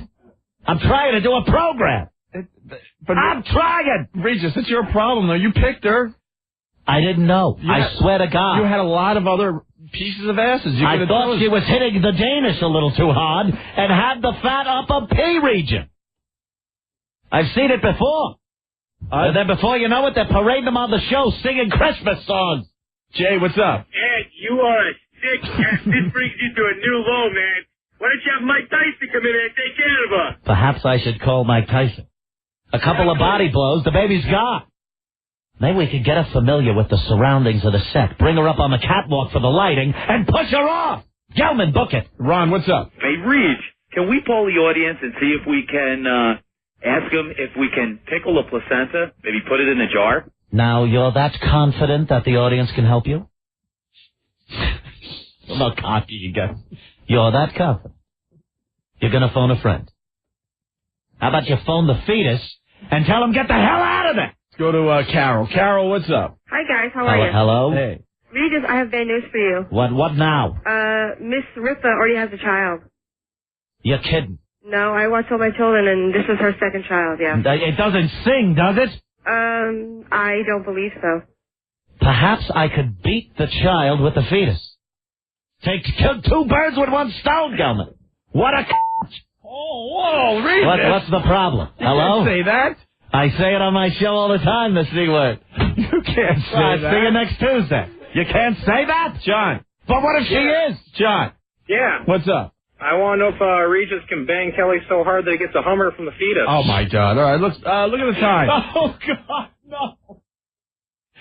Oh, and I'm sick. All right, let's change the subject. Thank you, Regis.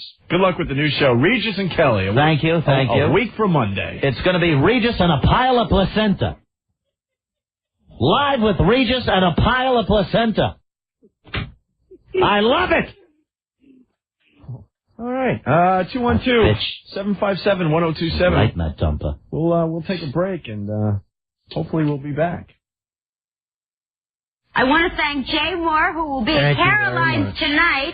And you can listen to him on the Opie and Anthony Show 1027 in the New York metro area. Opie and Anthony present the best in reality programming starting next Monday. The Whipped Cream Bikini Contest. No tribal council, no drill sergeants. Just hot bodies and cool whipped cream. Ladies, all you need to do is show up at WNEW between 3 and 7. You bring the body, we bring the whipped cream. Grand prize, a trip to Hawaii. The Whipped Cream Bikini Contest. Only from Opie and Anthony.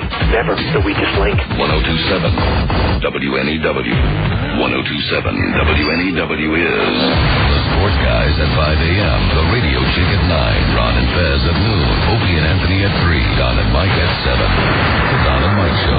Danielle attempting to hurl the banana through space. Charlie's putting the banana in his mouth, and she is using her hand Oh, you have to work it. to help him. Work it, Charlie. You have to work it. Help him insert it. Work it. And to push it in, Charlie. All the way in, Charlie. Push it in, Charlie. Work it out. Push it in. All right, bite the end off. Bite your end off, Charlie. Charlie's business. The Don and Mike Show. Weeknights.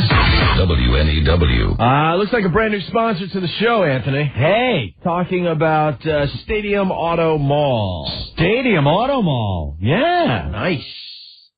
Stadium Auto Mall. All you need to buy a new car or truck is a pen. How about that? Stadium. I'm in a stadium? I just put you in a stadium.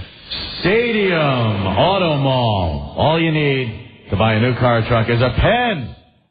You don't need money. There's no down payment, no security deposit, and no payments till 2002. Choose from over 10 acres of brand new Ford, Jeep, Chryslers, Daewoo's, even used cars and trucks. But please leave your money at home. There's no payments till 2002.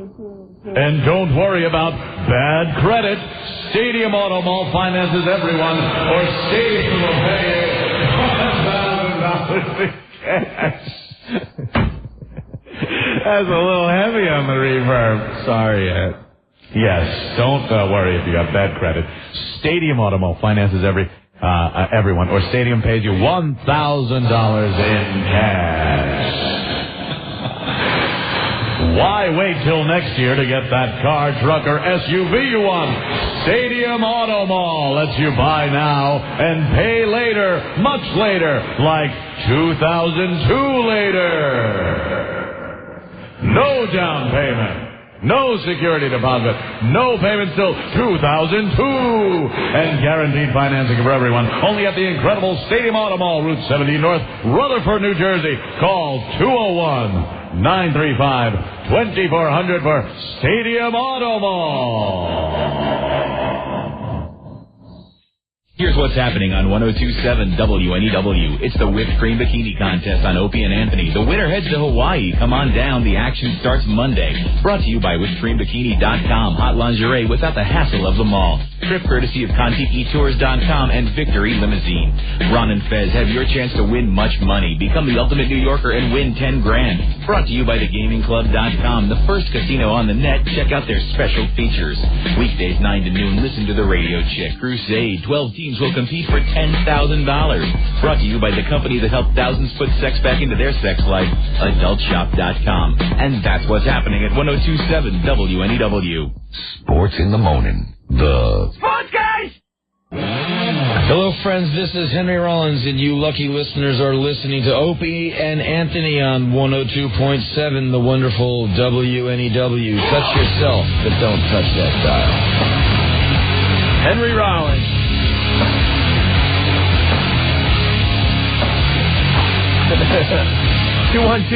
212-757-1027. George has a good observation. George.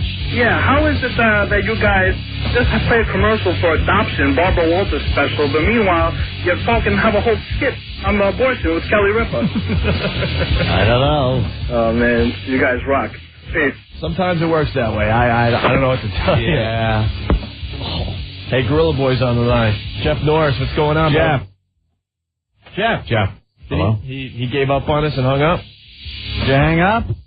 Jeff? Yeah, Gorilla Boy? All right. You got arrested or something. Is Paul Mercurio here? Bring him in. Shoo, what's going on? Yo, I just wanted to see if I could get a plug for my shop since I sent you guys those redneck AC/DC songs. Oh, you rock for sending those in. Yeah, I thought you guys would get a kick out of them. Even we can make fun of ourselves down there, huh? I'm from down in Oklahoma. I wanted to get a plug for my bike shop, Hot Shoe Motorworks in Rahway. You just did it, man. Right on. Now, 732-574-0255. Now, you know that band or what? Yeah, they're local guys down there. They're morning jocks down in Tulsa. Well, they do a good job with the AC/DC stuff. Yeah, they got a couple other goofy ones on there, and then they got this cowboy that tells jokes, you know, like she shops on the chunky side of the peanut butter aisle and things like that. Well, we're going to talk to the lead singer of Hasty Dixie sometime today, so. Right on. Thank you, bro. I got to let you go because Jeff Norris is calling back. Way cool. Thanks a lot, guys. Thanks for sending the CD in. Gorilla Boy. Gorilla Boy. Hi, guys. Oh, great white gorilla, don't destroy our village. Hey, Anthony, let me ask you something. Are martial art tattoos considered a prop? No. No? Not unless you... If not, I'll get skin grafting. Now I'm a prop comic. Somebody kicking someone's ass is a prop. Hey, Jeff. So maybe you can do that. Jeff, that's a good one. Jeff, just in case you weren't listening earlier, Anthony called you a hack. I did not. Really? I try to bring the characters to life, right? I'll leave the Archie hat home. What do you want me to tell you? Hi. Now what happened? All right. First of all, I just want to tell you guys that I am forever in debt to you guys because if it wasn't for you, I would be. Listen, and the Port Authority cops, if you're listening, thank you. You guys were very nice. I was on Law and Order, the set of Law and Order yesterday. Yeah. I'm driving home. This little. You got the dump button ready? No, don't curse. No, okay. These two white trash punks cut in front of my truck. Don't realize there's another car in front of me. Jam on the brakes, so naturally I do. All my stuff goes forward, and the fake 9mm lands on my dashboard. Now, what are you doing with a fake 9mm in your car? I told you, I was a cop on the set of Law and Order. Yeah, but usually they don't let you take the props home with you. No, it's my own. I bought a cop uniform and the whole stuff. Wait a minute. All right, wait. There's a lot going on here. You get a part on a TV show, but you have to buy your wardrobe and your props. No, what I did was I went out and I bought it through this acting school and took headshots in it and submitted it to these different cop shows because I always said people told me I could get a cop role. So anyway, here I'm thinking it's a lucky break, and this kid cuts me off, and everything goes flying. And the gun and the nightstick and everything lands on my desk. So, but wait. We gotta slow you down again, though. Why would you have the prop gun why would they allow you to bring your own prop gun to the set of Law and Order? Don't they have that just laying around? Well, they do have stuff, but I had my own, I had my own stuff. And since you were taking the pictures for this, so you could submit them to the shows, why would you have to then take the stuff with you? Like, they like you. In other words, I guess it enhances your chances of getting on or getting lines or what have you, because I guess it's like a prepared, you go to school with a pencil. Schools have pencils, but you bring your own. Yeah. All right. Okay. All right. So everything goes flying forward. Right. So with this, with my psycho temper, I yell at the kid. The kid throws a. Can I back up again? Oh, Jesus Christ. Go ahead. Jeff, are you feeling left out? Haven't been on the show in a while. Need to come up with a good story for our show. No, not at all. Just checking. Not at all. All right, the story just seems a little fishy. All right, go ahead. Now that I feel like a total a-hole. No, I want to hear the rest. Now we need to hear the rest of the story. Holy Christ! I have a lot of friends, but I think the one thing I question is you. Oh, frosted mini wheat! Don't destroy our village. Frosted mini wheat. Now, anyway, make a long story short, they thought it was a real gun. They freaked out. They pulled their guns on me. They found out who I was. Everything was cool. And Port Authority cops are good people. So. So, because the cops came and then they look in the car. They treated me like Rodney King. I got cuffed. I just felt like an idiot. And I told them I was just, I said, I'm an actor. I swear to Christ. But gun partner! The one cop knew me from the show, and he said he's a big fan, and they were really good guys, and I wanted to thank them. They're good people. And I don't feel left out for the show. Gun partner! Oh, Jeff, I was just kidding. I know. I'm only teasing. And I'm not plugging nothing, so don't worry about it. Hey, what's Otto up to these days? Otto's away. I think he's either in. You're built too long. What was that? That one by accident. I meant to push. I say you're a lying scumbag. See? See, Jeff? See, Jeff, you have the problem? Next time someone goes to kick your foot at Caroline's, I'm going to walk away. I wanted to see the guy get beat up. Yeah. See, Jeff, and you're abusing me. I didn't push that button. I meant to push the Foghorn Leghorn. And what would he say? I say you're a lying scumbag. Okay. Thanks, guys. What the hell were you thinking? And you got another button you want to push over there? When you're telling these little stories, here's a good idea. Have a point. It makes it so much more interesting for the listener. No, that wasn't me. That was Opie. Oh, okay. Whatever. Yeah, we'll play that game. Please don't hurt me, oh big white gorilla. I love when he does that. Oh, man. You know what? Someone is defending you, though. So why don't we talk to... yeah, I'm sure this is sincere, too. No, I think it is. Matthew, I think? Or Matthew? Yeah. What's up? Yeah, I don't know, Nick. Hey. Yeah, I just want to, help him clear it up a little bit. I do extra work myself. And what happens is a lot of these extra actors, if you have your own props, your own wardrobe, it makes it easier for you to get roles. You can bring your own stuff. It'll give you actually money, more money to bring your own wardrobe and stuff like that in. So I see a lot of these guys on Law and Order, they bring in their own props. Right. All right, Matthew, thank you. Morning. Jeff, that guy, defended you. I know. So you have audio of the cops when they rolled up to Norris's vehicle. It's coming right for us! Melanie, what's going on? How is it possible that when you're driving, you stop short, stuff lands on top of your dashboard? Because I was doing 40 and I had a jam on the brake. Where was this prop gun? Yeah, but how does it jump up and land on your dashboard? That's a good question. Yeah. I had a garment bag over my passenger seat and everything flew forward. Fuck, sweetheart. I'm going back to my physics. Yeah, but I drive an SUV too, and I don't see how stuff could fall on top of my... I'm going back to my physics class. Things can jump up and forward at the same time, sure. Yeah. Maybe you hit a bump. It's like the Kennedy assassination. It would, yeah. It's the magic gun nightstick theory. Went forward and to the right. It's like impossible. No, it's not impossible. Well, the chances of that happening... Melanie? All right, go Wait. Let me talk to Melanie. Melanie? Yes? Have you ever seen Gorilla Boy? No. Just say, okay, I believe you, Gorilla Boy. No, but I don't. If I have stuff in my passenger seat and I stop short, everything comes on the floor. Nothing has ever flown up and landed on the dashboard. Yeah, but sweetheart, your dildo on the front seat wouldn't land on the dashboard. You're lying, because it's impossible. You Don't you get it? You're the inspiration for twin beds, you dirty whore. Thank you. All right, Melanie. Oh, my God. Perfect guy to play a cop. Right. Paul Mercurio in the studio, Jeff. Yeah. Say hi to Paul. Hey, Jeff. Hi, Paul. How you doing, man? Hold on, let me get rid of Melanie here. He doesn't... This is turning out to be a really good segment. I like this. I'm going to figure it out myself. Another actor on the phone, Jeff. Another Jeff. Jeff. Yeah. What's up, man? Not much. I'm on my way to an audition now, and I got 3 dead horses in the trunk. But it's okay. Nice. I'm playing a psycho. Yeah, it's okay, though, because you're trying out for a part. Yeah, we got him in the trunk, so that's good. Dude, I mean, the cops stopped me before. No big deal. All right. Thanks a lot, man. Hey, Gorilla Boy? Yes, sir. For the record, I believe you. Yeah. Yeah, I know. I know. When are you going to be on Law and Order?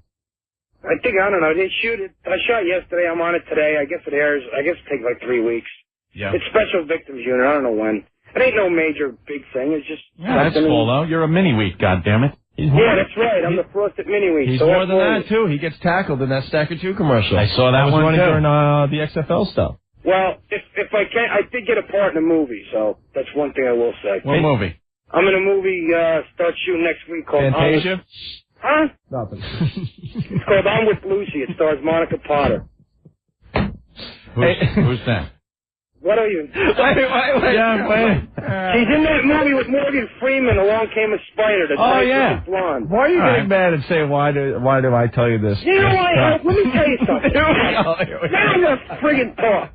First of all, okay, you got every other comic on there, and they're all great. I'm not saying that. Hey Jeff, don't do a Billy and Paul on us here. I'm never gonna do that. I'm your friend, but I'm saying, how come you allow every other guy to call and plug and come in and say anything, and I call and it's like, die, get in the coffin. Gorilla Boy, you just plugged for 20 minutes. That's good stuff.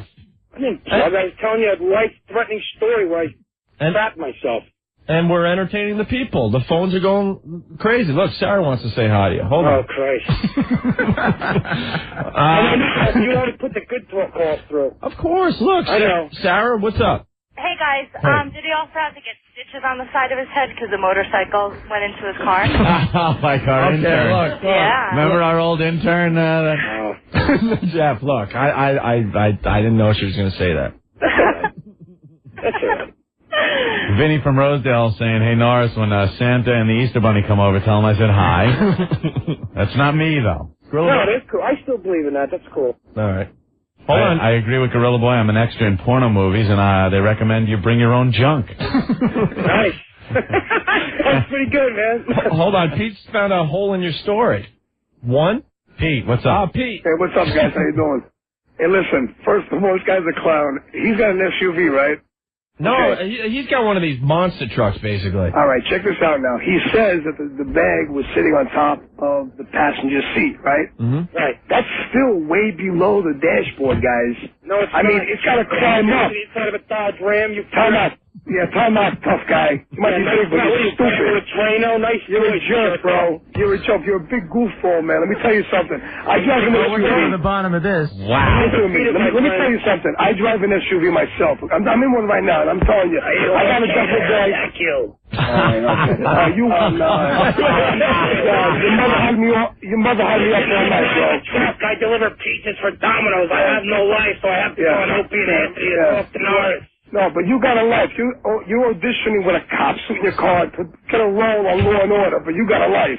That's right, my friend. I make more money off personal, bro. You don't know me. You're in a corner. All right. Go back to your hole, bro. Listen, all I'm going to say is that if he's got a duffel bag on the seat... Hold on. You can't bull talk. It's Jeff's brother, everybody. Right? Yeah. Is he done? Can I speak for a second? Yeah, go ahead, Pete. Okay, what I'm saying is that if the duffel bag's on the passenger seat, it's still way below the dashboard. If he stops short, unless there's a midget in his duffel bag pushing it up, it's not coming up that far. What are you, Columbo? Come on, bro. Come on. Get real. Last Tuesday, I hate to bother you. I can't believe that you're questioning this. I've seen this happen before. There was an episode where Martin Landau was driving, and I believe he hit somebody, and a gun flew up and fired and hit a guest star movie Amsterdam. It could happen. It killed your dog, Lieutenant, didn't it? It killed my dog and Mrs. Colombo. All right, Norris, I'm willing to believe your story. There's just a few holes. Pardon me. Can I ask you one more question? What planet did this happen on? It couldn't possibly be Earth. I understand gravity and physics. So what dimension was this, sir? You were dressed in a cop's uniform. Correct. So you're in a police officer's uniform. No, I wasn't in a uniform. That's true. Yes, you were. No, that's it. Oh, man. Hey, no, I actually have the Dodge website up. I am looking at the interior really think I would of learn? a Dodge Ram You to really see how think high... I'd learn? Instead of calling you guys, you really think I would learn? It actually has an asterisk. It says, do not put 9mm fake gun when you're going to be extra at Law and Order. Has a tendency to jump up onto the dashboard. Goes up and to the right. It's all there. Small print. Got to read it. You guys all Go. I'm looking. Wow. Jeff, you didn't have a try out in the new Matrix movie, did you? The Matrix. All right, I'm looking. What do you think? If something is on the seat, do you think it can go up? Anthony, you know how big a seat is in the truck? I'm looking at the seat of like your where your head sits. Yes. Okay, that's where it was drooped. It was drooped over the top of the seat. It was laying on the seat. Now, so it was over the back of the seat. How do you balance a gun on the back of the seat? Yeah. No, the bag. So it was in the bag. It still had to get out of the bag, though. Yeah, how to get out of the bag. It has hands and nothing was unzipped. zipped. It was in a garment bag. It's the David Blaine of guns. He got himself out of the bag. That trick's going to be on ABC next week, matter of fact, right? I am going to stand in a block of ice. And a gun will fly out of my... And then there will be a tornado of fire. I will deny my sexuality yet again. Who am I? David Copperfield. I like that they put grease on his eyebrows so they wouldn't singe. Yeah. Like 32-gallon drums of grease on his eyebrows. I'm sorry getting you off on your... That's okay. Sorry about that. Gorilla Boy, Yes, sir. you know we kid because we love. Oh, then you guys must be madly in love with me. Rick must fantasize about me at night then. Come on. If you kid for love, then I gotta be the most loved guy. Come on, this is too good. We couldn't pick on Earl today. We had to find somebody. Yeah, he took a beating the other day. All right. Fellas, I gotta get out of here. You got any, Good talking to you. do you have any gigs, Norris? Am I allowed? Sure. After that beating, of course. Next Thursday and Friday night at Caroline's with Jim Brewer. Hey, nice. Cool. Yeah, and I was looking forward to working with Jay, but there was too many comics, so I got the bump. But I'll be on the show next Thursday and Friday with Brewer at Caroline's. And come on in and say hi to us next week, all right? Will do. Thanks, fellas. You're the best. All right, Jeff. Bye, man. Jeff Norris, Gorilla Boy. It was like that episode with William Shatner as the magician. Remember that one?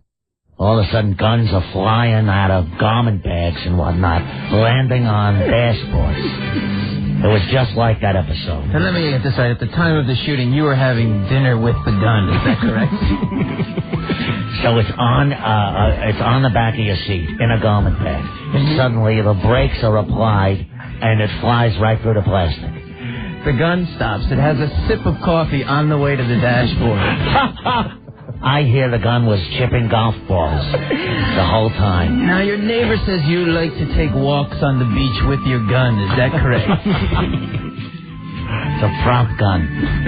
I hear for years, Bill Shatner walked around with a phaser. He had to have his own phaser with him during the Star Trek series. Now, let me just say this, Captain Kirk. The phaser flew out of your ass, hit Mr. Sulu in the head, and continued toward the viewing screen.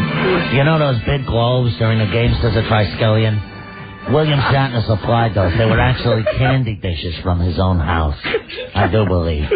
And the spaghetti Colin, the monster from Lost in Space, that belonged to part of the cat. That was young Williams. The spaghetti Colin, but what a list I got. We have to take a break. Paul Mercurio in the studio. And DiNicola. And Mike DiNicola. Hey, everybody. Mike DiNicola. He's in the bad seat, though. I can't see him. Yeah, I know. The bad seat. He's behind that big, huge computer screen. Watch out for flying fire alarms. And we got the guy that sings the AC/DC country songs. Oh, nice. On the hotline, we'll talk to him next. Opie and Anthony present the best in reality programming starting next Monday. The Whipped Cream Bikini Contest. No tribal council, no drill sergeants. Just hot bodies and cool whipped cream. Ladies, all you need to do is show up at WNEW between 3 and 7. You bring the body, we bring the whipped cream. Grand prize, a trip to Hawaii. The Whipped Cream Bikini Contest. Only from Opie and Anthony. Never the weakest link. 102.7 WNEW. Saturday night starting at 7. WNEW gives you Wheeze Hey, what's up, Weezer? and Cheese. 7 to 10 is Brother Weed, endorsed by Opie and Anthony.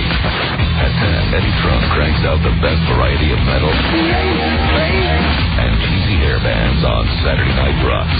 It's Wheeze. Nice. And Cheese. 102.7 WNEW. Liam from Woodside. I believe this guy, he says. After all, I drive around with a baseball bat in my trunk because I'm trying out for the Yankees. You just want to be prepared. Just watch, don't step on the brakes. Anthony, Rockaway Betting, 1-800-TRY-A-BED. Yes, Rockaway Betting's the fastest growing mattress store chain in New York and New Jersey and Connecticut with over 150 stores. Rockaway Betting sells all the major brand name mattresses. They got Sealy Posturepedic, Simmons Beauty Rest, Serta Perfect Sleeper, all the prices up to 65% below department store prices. Come see the all new mattresses at Rockaway Betting. They got the Simmons Beauty Rest 2001. It's a one-sided mattress you never need to flip. Plus, Rockaway Betting has the latest in luxury bedding from Stearns & Foster at the lowest possible prices. And how's this? It's the only major area mattress store. Gives you a free steel bed frame, free delivery, and free complete removal of that old disgusting mattress that you have in your house. The delivery, very important, because if you tie a mattress to your roof of your car and you stop short, the thing could fly into orbit and hurt the space shuttle. It's been known to happen. What you're saying is a flying mattress, because you didn't order from Rockaway Betting. A mattress flew off of your vehicle when you stopped at the neck break speed of 3 miles per. Not only that it was completely made. It had sheets, and Norris is in it. And a bed ruffle. And Norris was sleeping. It fell in a river, and he floated to an evil castle where he met Bugs Bunny. And then they smelt ether and went into slow motion. It was great. Happened to Norris the other day. A lot of other mattress companies, they leave that old disgusting bed in front of your house, and it's very embarrassing, especially with blood stains or whatever. Rockaway Bedding takes it away for you. Rockaway Bedding. You'll sleep better and you save money. You can go to a Rockaway Bedding store. They got one near you, or call them up 1-800-TRY-A-BED. 1-800-TRY-A-BED for Rockaway Bedding. Opie and Anthony. What's the wise asses? 102.7 WNEW. Hello, ma'am. This is Lieutenant Columbo. I got a couple of questions to ask you. Could you shove your fist up my... I'd love it if you could just stick your fist up my... Listen, get your husband over here. We'll pop my eye out, and he could skull me. Could you do that, please? Just skull me. I love that. Mrs. Columbo, she pulls out a big... rips my eye out and just shoves that thing right to my brain. I love it. All right, thank you. Hey, pardon me, one more thing, ma'am, one more. Bury your boot up my... Could you do that? And could you just grab my... and twist it like a pretzel? I'd love if you grab my shriveled old Columbo and twist that thing like a pretzel. Okay, ma'am, I gotta get back to the precinct now. Before I leave, one more thing. Could you do, ma'am, one more thing? Put my in a vice. Could you just clamp down on my and squeeze them till they come out of the hole in my head that used to have an eye? Columbo, don't you have to go arrest Martin Landau? I was in a series once with Martin Landau. And after the show, after the shoot, as they call it, I jammed my fist so far up his... I actually pulled out his prostate. It was wonderful. We used to film at Universal Studios, and we'd all get together in the commissary and pound each other. I love it. And pound each other with the zucchini.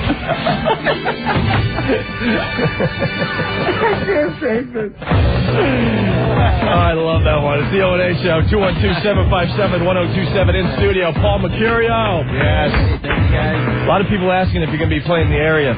I'm going to be in Rascals in Ocean Township this weekend and on The Daily Show. Nice. Warms up the crowd for The Daily Show. Yeah. Hilarious. Right over there. And you write for Louis Black. Yeah, I write. I'm one of the staff writers on the show, and one of the things I write is Louis Black's piece, Crazy Louis Black's. Vote for him for Comic of the Year. Yeah, go to the Comedy...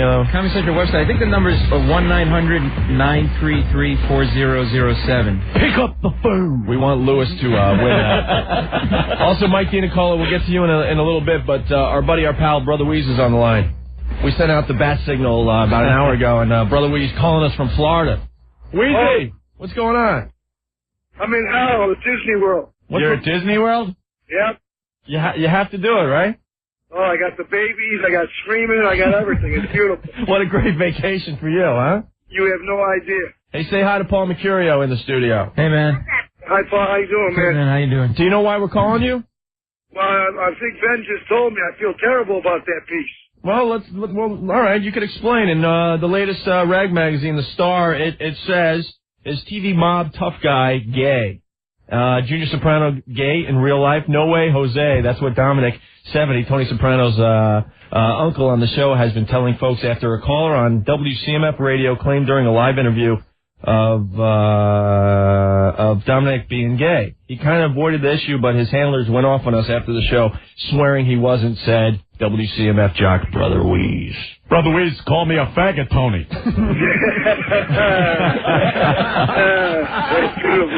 No, what happened was a chick called up that's part of his family and swore the guy was gay, right? So here's what happened. Yeah.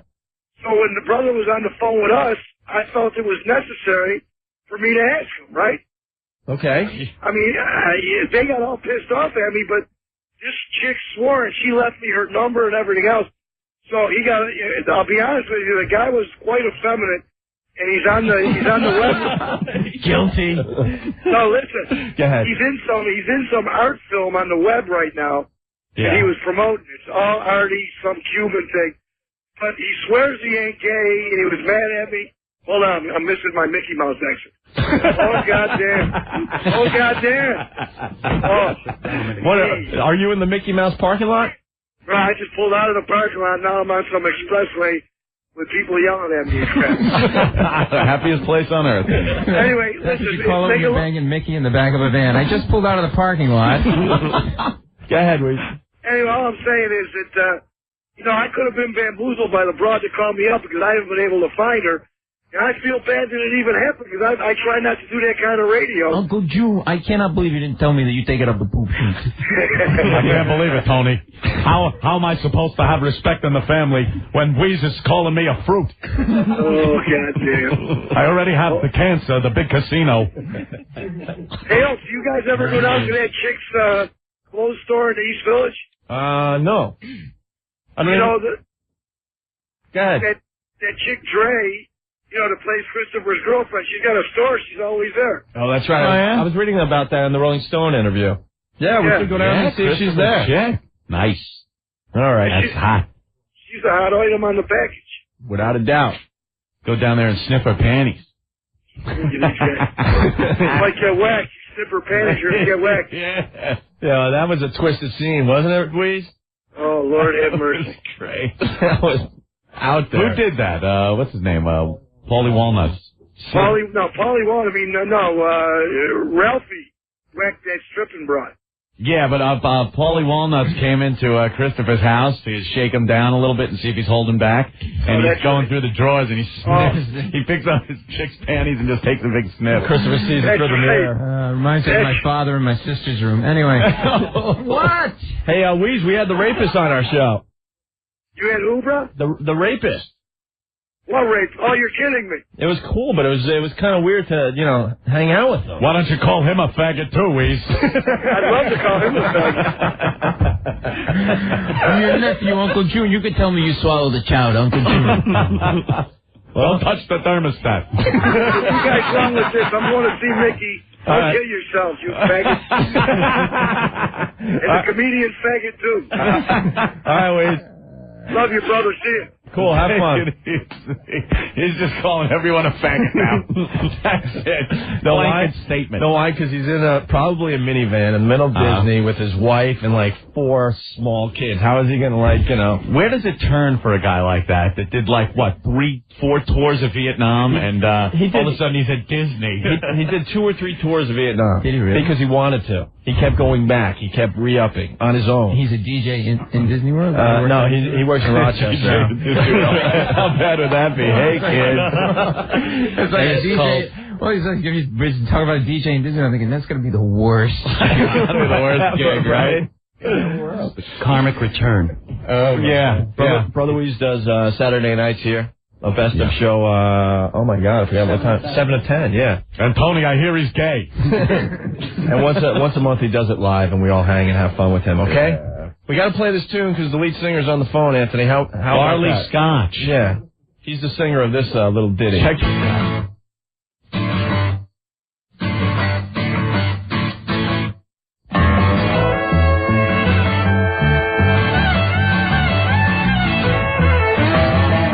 Living easy, living free, season ticket on a one-way ride.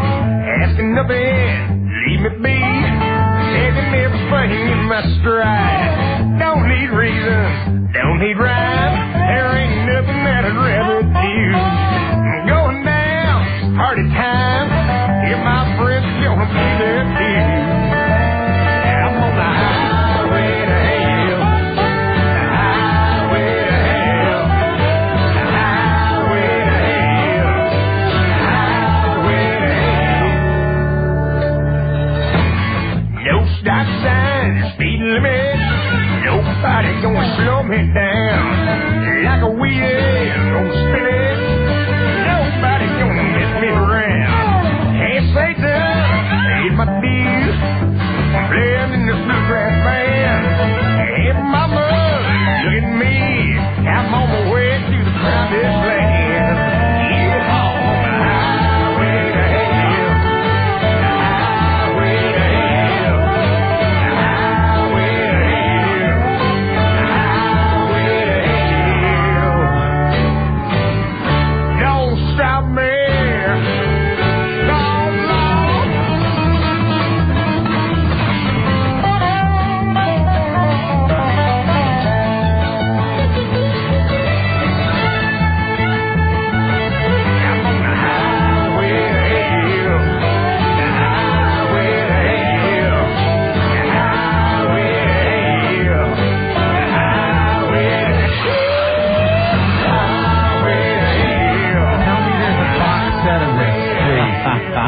tell me there's a box set of this. Well, yeah. Yeah. A whole CD.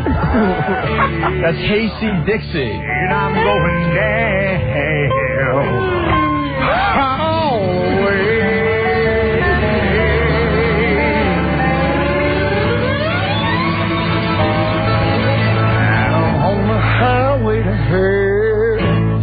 Hasty Dixie. Hasty Dixie. Hasty Dixie, yeah. Hasty Dixie. You gotta say that slow. A hillbilly tribute to AC/DC, Anthony. And Barley Scotch is on the phone. Yeah, he's the lead singer of the band, I believe. Hey, Barley. Hey, man. Hey, man. Hey. Hey, we've been having some fun playing these tunes the last couple days. Right on. We had some fun playing ourselves here a while back. Well, where the hell are you from? Man, up on the Tennessee-North Carolina line, a little place called Deer Lick Holler. Oh, my God. It's like deer in the animal, not like deer like your woman. Really? Man. Deer Lick Holler. Hey, you do some radio down there, too? Oh, it's way on off in Knoxville. We can't hardly pick it up much. Will you stand out a window and just yell to the neighborhood? Pretty much, yeah. That's why it's called a holler. Gotta holler. Well, the album's getting a lot of attention there. Barley? It appears to be, man. I've been on the phone with people all day long. Really? Now, who's your band? Well, if you look at the record there, or CD, I reckon they call it now. I reckon. I'm the fella there holding the fiddle. Who's that big old boy? Well, that big old boy's Cletus Williamson. He's my cousin. He's playing bass. Cletus? Cletus. Cletus Williamson. Cletus looks like He changed his name from Jethro to Cletus. He wanted to go more showbiz. Oh, Cletus proud of his beard there, too. Cletus looks like the guy that would do that rape scene from what the hell movie was that? I was the Burt Reynolds. Hello. Deliverance. Oh, now that's a mighty fine piece of film right there. Mighty fine. Now, yeah, so your band did all the music and everything, and because you're talented. Well, thank you. Hell, we've been picking together since we was kids. We growed up together. Growed up together. Why ain't there none of them colored folk in your band? Well, there just didn't happen to be no colored folk that we growed up with. No? We got nothing against colored folks. Because of that electric fence you put up. God damn. I love it.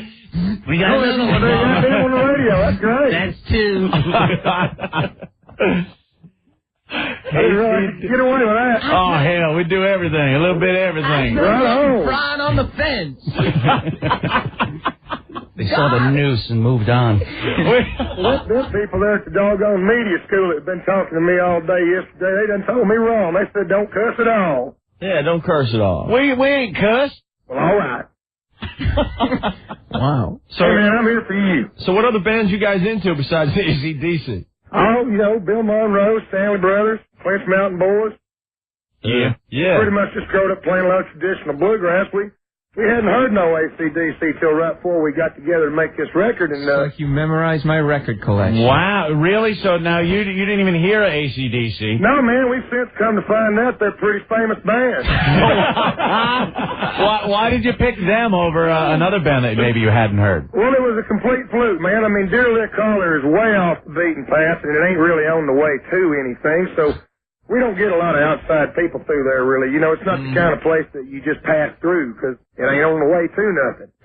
But anyways, man, I mean, the way we guys have a high suicide rate? One day we was all sitting around picking a little, drinking a little, you know, of our corn liquor that we make up there. We're pretty proud of. Corn liquor. This stranger come hauling ass through town real fast, wrapped his car around this old tree down the Devil's Elbow. If you don't know what the Devil's Elbow is, it's a mighty big curve. I would expect so. Well, unfortunately, the poor old boy didn't make it. I mean, he was all tore They up. shot a Dukes of Hazzard scene there, didn't they? Sort of like, yeah. But we were sifting through the wreckage trying to find some way to identify him so we could let his people know what had happened. And in the back seat, we pulled out these AC/DC albums. We took them back, put them on a Victro, and gave them a spin. That's where I fell right in love with them. Well, that's an uplifting story. You found a dead guy, and he stole his stuff. Well, we never did find his people, so if anybody listening happens to, have lost somebody up there, we got him on ice in the cooler back there. We left the guy to the pigs. No, we put him in the old refrigerator on the porch, plugged back in. He's in there chilled. So we aim to return the body now. Maybe he drove in from Mount Pilot. Well, I reckon that's possible. That's about an hour over in North Carolina. There you go, Mount Pilot. It's there, man. What do you guys do down there when you're not picking away? Well, we experiment with hydroponic gardening and do a lot of alternative fuel and beverage resource kind of manufacturing. Really? Yes, sir. You grow any marijuana? Well, now, I can't talk too much about exactly what it is. I mean, we're out on the radio here, right? Right. Oh, I don't think I ought to say too much. Do you guys tour around the country? Oh, no, sir, right. We never have done that. We just play around the church socials and such around Deer Lick. Sure. Socials at Deer Lick. Oh, my God. Well, you know, like that song you just played there, that Highway to Hell. Now, that's a parable, man. That's a fable.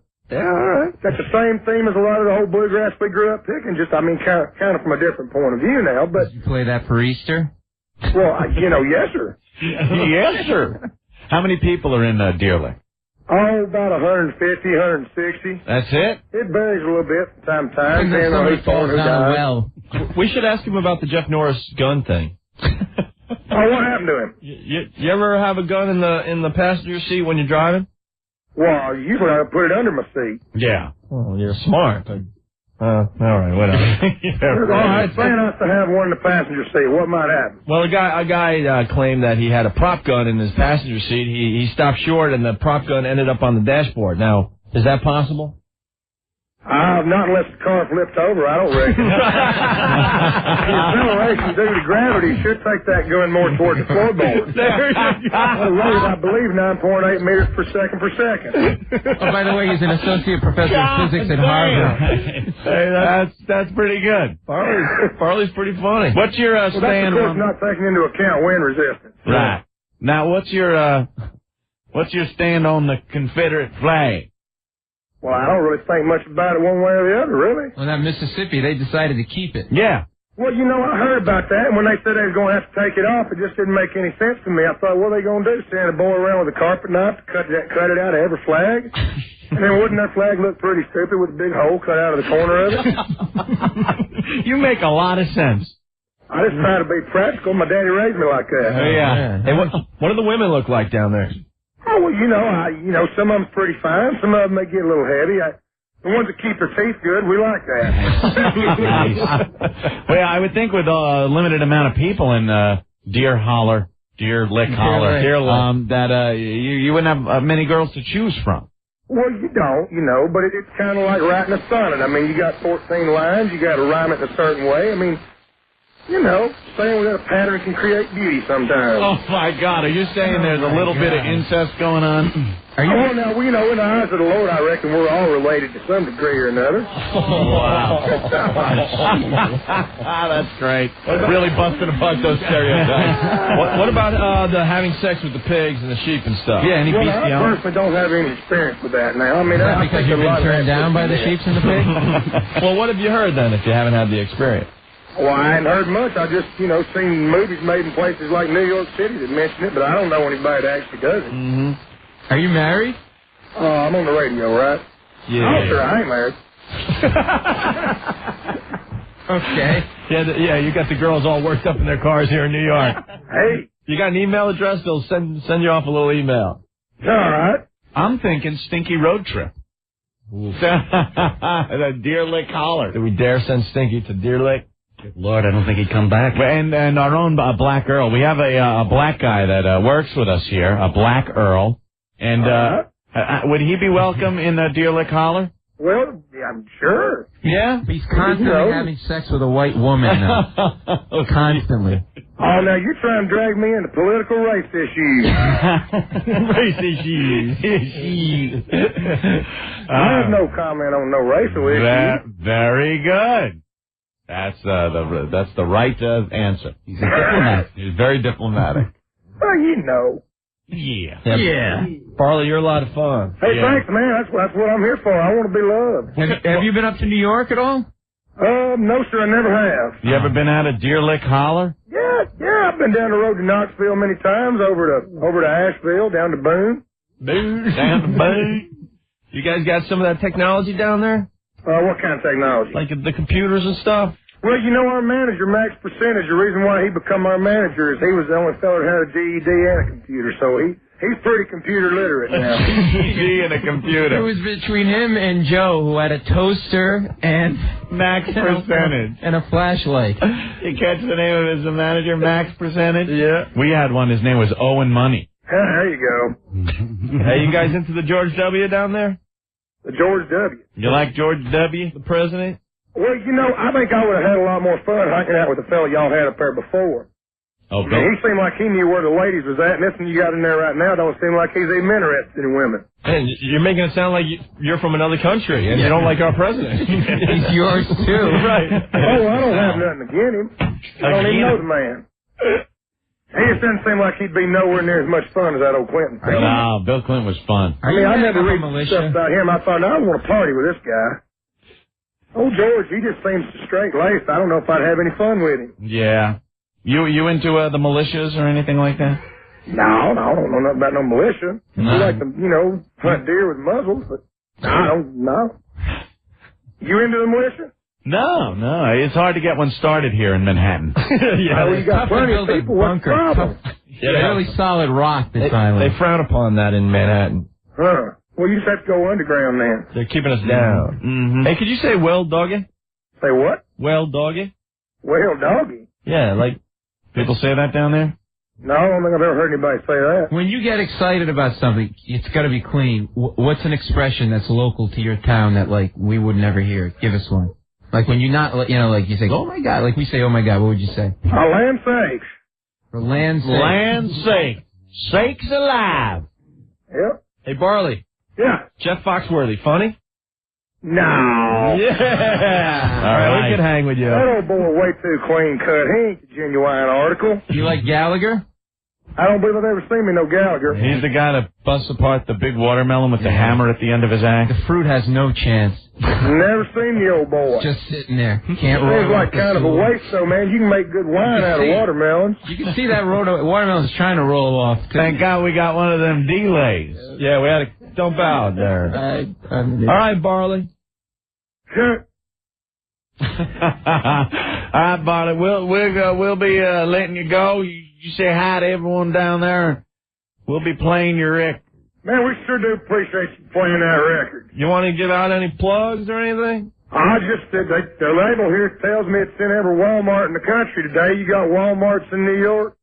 No, I don't know. Not around these parts. Well, I don't know. They tell me it's in every record store in the country. I have not gone and personally inspected all of them yet, but I aim to try here once they get me hooked up with a car. How did you get discovered that you got like a national thing out there? How'd you get discovered like that? Well, I mean, our manager, he I guess got on that internet and hooked up with some people down there in Nashville. That internet. And next thing I know, we're down in Nashville cutting this album that you got up there right now. That's great, man. Congratulations. Hey, well, thank you. All right, we're going to plug your album, and you go plug your sister. Okay? Hey, we appreciate it. All right, Barley. All right, see you. I believe we have found a new friend of the show right there. There you go, Barley Scotch. We got to play a little piece of another one now. Max Percentage. This is Hay Seed Dixie, a hillbilly tribute to AC/DC. I guess it's in a lot of record stores right now. Oh, hold on. Hold on. Psycho Mark's checking in from Jamaica. Hello? He's calling us collect. What's up? Psycho Mark is in Jamaica. Dude, I'm in the grill right now. It's like 95 degrees. Beautiful sun out. We're destroyed. Yeah. Beautiful. Dude, it's like Candyland. Effing Candyland. Whatever you want. $20, man. No worries, man. Where's Jamaican Mike when you need him? Yeah, so are you smoking a lot of pot? Oh, dude. The best part, right, we all met at the airport when we landed in Montego Bay, and everybody was on the same tour. It was about 80 potheads, right? Yeah. We didn't have to buy one single joint. Everyone brought about 15 pounds of weed with us on the plane. You can hear how hammered he is. I know. I'm destroyed. So we all smoked. Well, we bought tons of weed, everything, you name it. Wait, you said the F word, Psycho Mark. I beg your pardon. I'm sorry. I'll have to Did you talk to your doctor about Stankerton? Have you talked to your doctor about marijuana and the effects of it? Hey, Ben, set me up. I'm going right to a meeting as soon as I fly back to jail. He's hammered. Listen to him. What are you drinking? Everything. Oh, 151 month. Oh, God. No, I'm just pounded red stripes, dude. What about that shroom tea? They do that down there? Oh, yeah, they can make the tea. I haven't even touched it yet, because, I mean, forget about it. It'll be over, Johnny. Oh. Go figure. Go figure. Tomorrow. I am with some of the most professional weed smokers in the entire world. Chef Ra is down here, and Pot Star is down here as well. Pot Star? From High Times Magazine. Oh, you're Remember Chef Ra? You're smoking with professional pot smokers. How are you stacking up? With Stacker, I'm doing very well. No, you're keeping up with them and stuff? Oh, dude, it's like one blunt after the next. Forget about it. It's ridiculous. I get on the bus. This guy pulls out a giant stick of marijuana. $10. In New York, 150 at least. Well, why don't you take some back with you, Mark? I just want to make a disclaimer right now to all the guys working at JFK. I ain't bringing S back with me. Not a effing iota. But the person in front of me is going to have a surprise in there. Hey, but Ted Kennedy's on the plane. Why don't you search him? All right, you effed up tool. I love it. Do we charge enough money on the phone or what? Yeah, call us tomorrow, because tomorrow is 420. Dude, I'll call you guys right at 420. Dude, it's cancel your appointments all day. How did you afford this call? I just made a collect call to hopefully Jeremy will just pick the charges up. Wait a minute, you called collect from Jamaica. Why not? Go Sox! How about them Yanks? They only won one friggin' game, the scumbags. That's all right. This weekend, huh? Go Sox! Like I said, Boston, they have to win at the beginning of the season, so it could be that much more painful at the end. Oh, absolutely. Hey, Psycho Mark? I can't wait to get back because I've got some insane stories. This is the first annual trip of Spring Bake 2001, so hopefully we'll do it next year as well. Well, get your thoughts together. Call us tomorrow and tell us a few stories. Thoughts together? Forget about it. I know. Hey, this is about as good as I'm going to get. Tomorrow I'll be 10 times worse. Get his thoughts together, yeah. Yeah, forget about it. Please. Hopefully I'll have 2 checks on my face and one on my junk. See you later. Bye. Take it easy, Mark. Psycho Mark. There he goes. I'm so amped up. From Jamaica. 2 chicks on my face. One on my junk. 151, smoking for the guy from High Time. I'm effing this and F. Rob. Yo. Hey, what's up? What's happening, boys? The last 20 minutes have been some of the best radio that I have ever heard. Yeah. That guy, he was hysterical. Oh, yeah, we got to get back to Barley Scotch. It was good. Yo. All right, bro. Are you thinking what I'm thinking? Huh.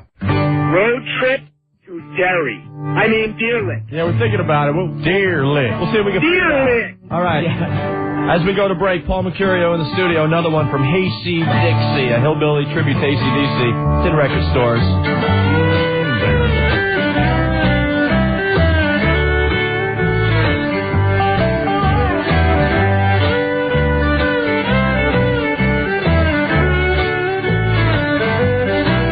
She was a fast machine. She kept the motor clean. She was the best damn woman that I ever seen. She had the sightless eyes telling me no lies, knocking me out with them American thighs, taking more than her share, had me fighting for air. She told me to come, but I was already there. Yeah, the walls was a shaking, the earth was a quaking, my mind was aching. We was a making it new. Shook me all night long. Let me tell you now, you shook me all night long. Working double time on my seduction line. She's one of a kind. She's just mine, all mine. Want no applause, just a matter of call. Make a meal out of me and come back home all. Had to cool me down to take another round. Now I'm back in the ring to take another swing. Yeah, the walls was a shaking, earth was a quaking, my mind was aching. We were making it new. Shook me all night long. I have mercy, Lord, you shook me all night long. You really took me and you. Opie and Anthony present the best in reality programming starting next Monday. The Whipped Cream Bikini Contest. No tribal council, no drill sergeants. Just hot bodies and cool whipped cream. Ladies, all you need to do is show up at WNEW between 3 and 7. You bring the body, we bring the whipped cream. Grand prize, a trip to Hawaii. The Whipped Cream Bikini Contest. Only from Opie and Anthony. Never the weakest link. 102.7 WNEW. 102.7 WNEW is the Sport Guys at 5 a.m. The Radio Chick at 9. Ron and Fez at noon. Opie and Anthony at 3. Don and Mike at 7. It's the Radio Chick. All right, so Pete got in. He's a role model for gay guys that want to do other things other than be gay. Right, that's all things too all day long. I can't work because I'm too busy being gay. I'm terribly sorry. I'd like to help you with that shopping, but I'm too busy being gay. I would like to cook my own dinner, but I'm too busy being gay. Hey, could you bathe me? How about we bathe each other? Because I'm too busy being gay. The Radio Chick. Weekdays 9 to noon. 102.7 WNEW. Your heart pounds with excitement. Your adrenaline is pumping. You've never felt so powerful, so alive. And that's just the lease that got you feeling this way. Introducing the Lexus IS High Performance Lease. You get a 215 horsepower VVTi inline 6 that propels you from 0 to 60 in just 7.1 seconds. Formula One style E-shift, so you never have to take your hands off the wheel to change gears, and a race-inspired cockpit with chronograph style instrumentation. All for just $399 a month for 39 months with only $2,374 due at signing, including required security deposit, but not applicable taxes and fees. At last, the lease that actually performs as well as the car. The Lexus IS. Totally unexpected. Test drive one at your New York, New Jersey, Connecticut Lexus dealer or visit LexusNY.com. Call 1-800-USA-LEXUS for important lease program limitations. Offer applies to 2001 IS300 with leather exchange trim package, power tilt and slide moonroof, heated front seats, front mat and wheel lock. Heated seats are not available in all areas. Offer ends on 4/30/01. It's happened again. Another DSL company has shut its doors. This time, 100,000 people across the country were shut out. Maybe you're one of the many DSL customers who have been left high and dry without high-speed internet access. But don't despair. Now you can get the fastest, easiest, best way to the internet at home. Optimum Online from Cablevision. Optimum Online is cable-powered high-speed internet access that's up to 100 times faster than dial-up internet and up to 4 times faster than DSL. Plus, you can install Optimum Online yourself without waiting for an appointment. Optimum Online is a service of Cablevision, one of the nation's leading communications and entertainment companies. We're a company you can count on, now and in the future. Don't delay. Call 1-888-4-OPTIMUM or visit OptimumOnline.com or stop into the Wiz location nearest you. Optimum Online from Cablevision. Count on us. Jeep Grand Cherokee is Peterson's four-wheel and off-road 4x4 of the year. And Jeep Cherokee is a two-time winner of that same prestigious award. The trophies and plaques keep piling up for Chrysler and Jeep vehicles. So what does this mean to you? Quite a bit. Because now when we get awards, you get rewards during the Chrysler and Jeep Rewards Program, where for a limited time, qualified buyers can get the legendary Jeep Grand Cherokee or the capable Jeep Cherokee Sport with low 0.9% APR financing. Or you can get a cash allowance of $2,000. So take advantage of the Chrysler and Jeep Rewards Program today and save on our entire lineup of award-winning vehicles. Because now when we get awards, you get rewards that add up to savings. Check one out at your local Jeep dealer today. Jeep, there's only one, and it's a registered trademark of Daimler Chrysler. Cherokee was a Peterson's 1984 and 88 winner. Hey, Anthony, Sam Adams. People are talking, Tony. They say I smoked the pink-tip white owl. Uncle June, I can't believe it's you. They're calling me a butt pirate, Tony. I demand respect. Sam Adams, Summer Ale. It's here. That's how we started the shenanigans last night. Jesus. We were drinking the Summer Ale. We all went down. At Bar 9, right? That's right, Tony. I like sitting on a bottle of Sam Adams. Wee says I'm a faggot. Yes, Sam Adams Summer Ale. It's here, and it's great. They got the seasonal beers at Sam Adams. Junior? Yes. Yes. Do you like the creamy head? I always like creamy head. Doesn't make me a faggot. Talking about beer, of course, right? Of course. Yes. I'm losing respect, Tony. What kind of cancer do you have? I have ass cancer. The big casino. I love that, the big casino. Yeah, we started out in the office last night. And, of course, cracking open some icy cold Sam Adams. Very surprised you're not drinking one right now, Anthony, to put you over the top there. You know something? I swear to God, I drank so many shots like that at Bar 9 that I'm really okay. All right, I got to do it. No, it's cool. Someone grab me an icy cold Sam Adams. We're allowed to drink the Sam Adams in the studio now because it's a sponsor. That's a sponsor. I can't wait till heroin starts advertising on this show. Ken's going to come walking in and go, what are you guys doing? Wow, we're just supporting the sponsor. Yeah, I got to do an authentic read for Sam Adams and just tell people how great it tastes, how crisp and refreshing it is. And we love it. And Jim Cook, one of our very good friends of the show here.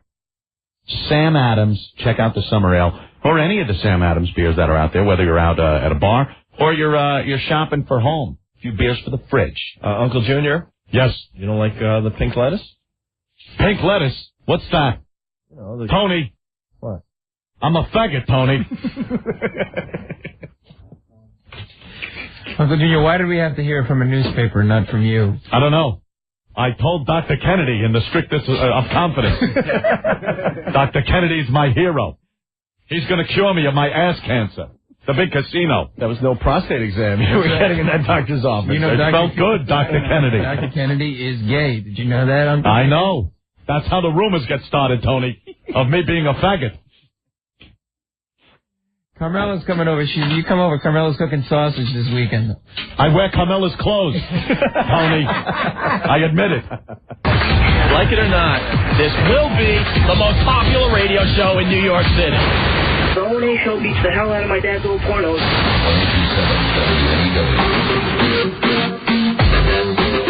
Sports guys! Sports guys! Bobby! Chris! Boy! Sports guys! The Sports Guys.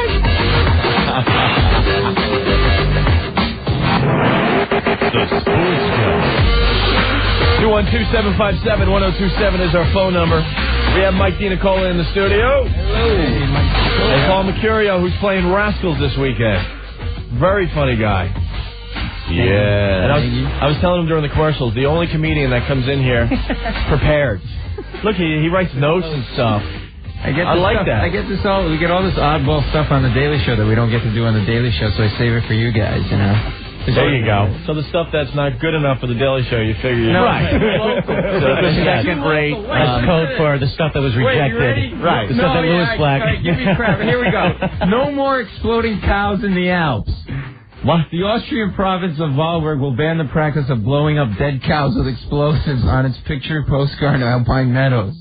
The cows die. Yeah. And they have demolition guys come in and shove I heard about bombs. this. I did hear about this. I swear, yes.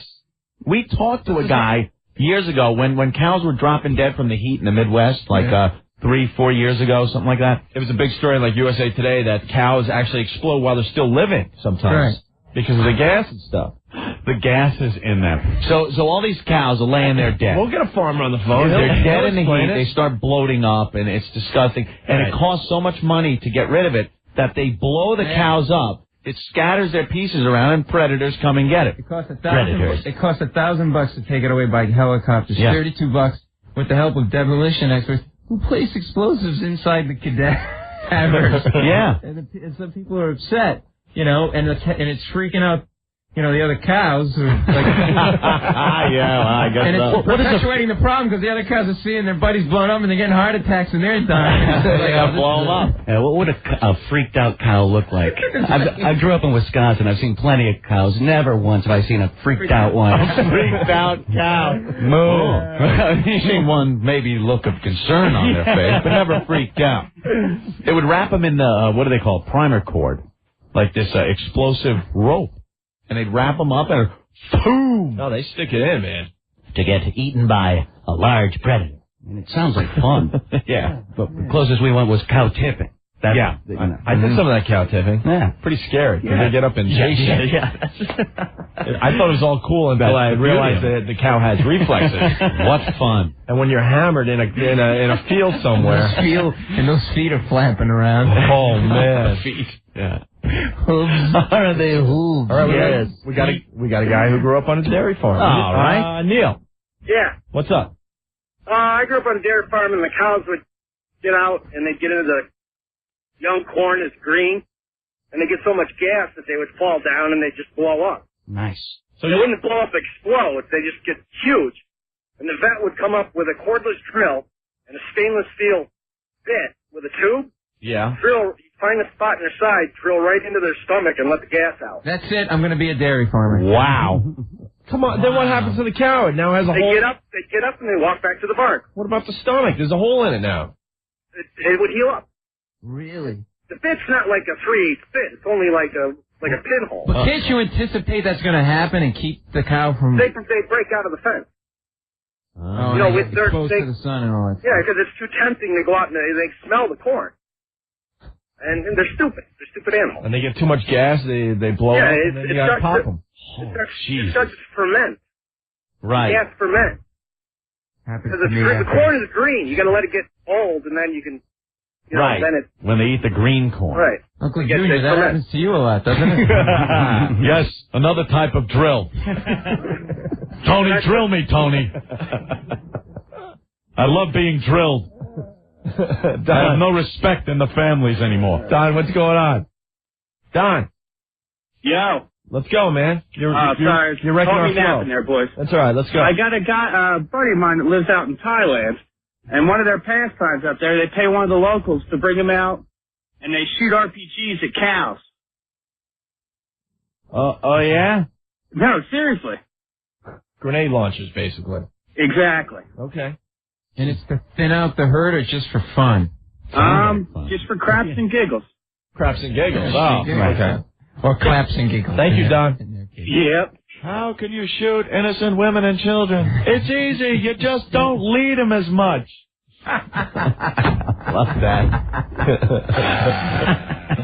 All right, we can move on from the cows exploding. Sure. Now people are getting silly on the phone. Yeah. Very silly. Hey, you were talking about the weakest link, Paul Mercurio. Oh, the weakest link. I saw it last night for the first time. Did you guys see it? The weakest link. Hate her. Oh, my God. Really? You know what it is? It's like if you have a fetish for the sound of music, it's like a dominatrix Julianne. Oh, wow. Hey, look at exactly what she is. Yeah. Trying to get into bed. That is the weakest link. Goodbye. Imagine having sex. Goodbye. Yeah, and she looks like a Sally Jesse Raphael.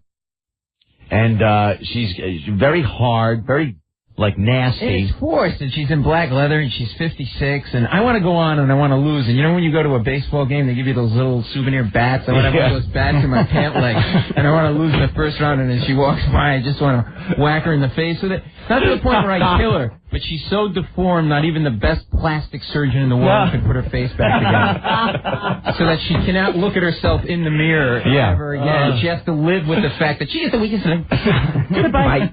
Goodbye. I like her. You like her? Mike likes her. I mean, I haven't seen the show, but I've seen her doing press and stuff. I think it's cool. That proves you haven't seen the show, because by the time she says you are the weakest link, goodbye for the 10th time, you want to strangle yourself. Yeah, I believe that. I believe look at her. It's like a school that's marm. Julie Andrews whipping. It's like some, you know what I mean? That's good. I'm going to think that tonight. You know what I'm saying? Next time she's on. You can take those legs, though. Plop, little punches. Get in there. With the Matrix leather jacket. Right. You know, she'd be criticizing you through the whole thing. Yeah.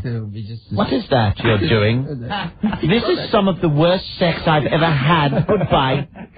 Well, I'm really giving it my all. No, you're not. Totally inadequate. You call that a penis? That, sir, is your weakest link. Now, this is a penis. You know she's where? Give it to me, Tony. Right. Where's the penis? I heard about penis.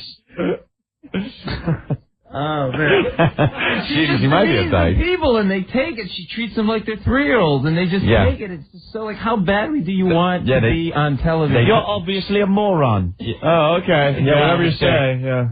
On my walk of shame, I'll kind of put my arm back like, yeah, I showed you. You are so stupid, we are going to give you cancer in the green room after this. We are going to inject you with the HIV virus. Okay. And they take it. Yeah, they take it, because they're famous. People like being famous. Oh, seriously. Get a small bat right in the bridge of the nose. There you have it. Chris, what's going on? Hey, is this Open or Anthony? Both. How you guys doing? Anthony. You know when you go to like a prize fight and all of a sudden the undercard steals the show? Yeah. That's how it was. I went to see Brian Regan and Paul Mercurio was on the stage. This guy is awesome, man. Paul rocks. Oh, my God. Thank you very much. Paul's very good. He's playing Rascals this weekend. And I'm going to be there, so I mean, great job, man. You don't have to insult another comic to give one a compliment. You could still, okay. Know what you got to do really fast? Oh, no. We were all at this Bar 9 last night. Mike DiNicola was there. And Anthony was doing his ex-mother-in-law doing Brian Regan. Judy Regan. I love a box of wine. See, it's a box with wine in it. I call it box of wine. Box of wine. The big yellow one's the son. The big yellow one's the son. The big stupid one's my son-in-law. I want a 12-pack of beer. I already have 8. How many more beers do I need, liquor store lady? Tell me that one, liquor store lady. Oh, no, I can't make a left-hand turn. Oh, no. 3 rights make a left. Or how about, then we started doing Judy Dice Clay. How do you take it? Medium or well done? Medium rare? Well, yeah. I want to go home. I want to go home. It's only 8:30. I don't care. I want to go home. I have my Grand Marnier and my scotch, and now I got to get to my box of wine and cigarettes. Hey, Louis. How you doing? We're losing our effing minds today, Louis Black. Louis Black! There he is. Hey, baby. Hey. Vote for me. It's Schmuck. Where are you? I'm in Boston. That's why I called. Boston? I'm here in the town that destroyed those two. Yeah. Say hi to the town that didn't care. Yeah. Say hi to my mother-in-law. I want to go home. Louis, if you remember one thing, it's this. You are the weakest link. Goodbye. Oh, yeah, that's what we needed. That's what we needed, was that show. Another one. You like The Weakest Link, Louis? No, I don't. I saw it in Europe, and I said, oh, this show will never fly. Silly you. See? Silly you. Investment. Unbelievable. Where are you working in Boston? I'm working at Tufts University. Ooh. Look at you with the big gig, huh? Ooh, yeah. Woo, They got you sleeping Bob Tufts. They got you sleeping in a dorm? What's their mascot? The Jumbo. It's a big elephant. Yeah. Okay? Get a grip. They used to have it. I found out today.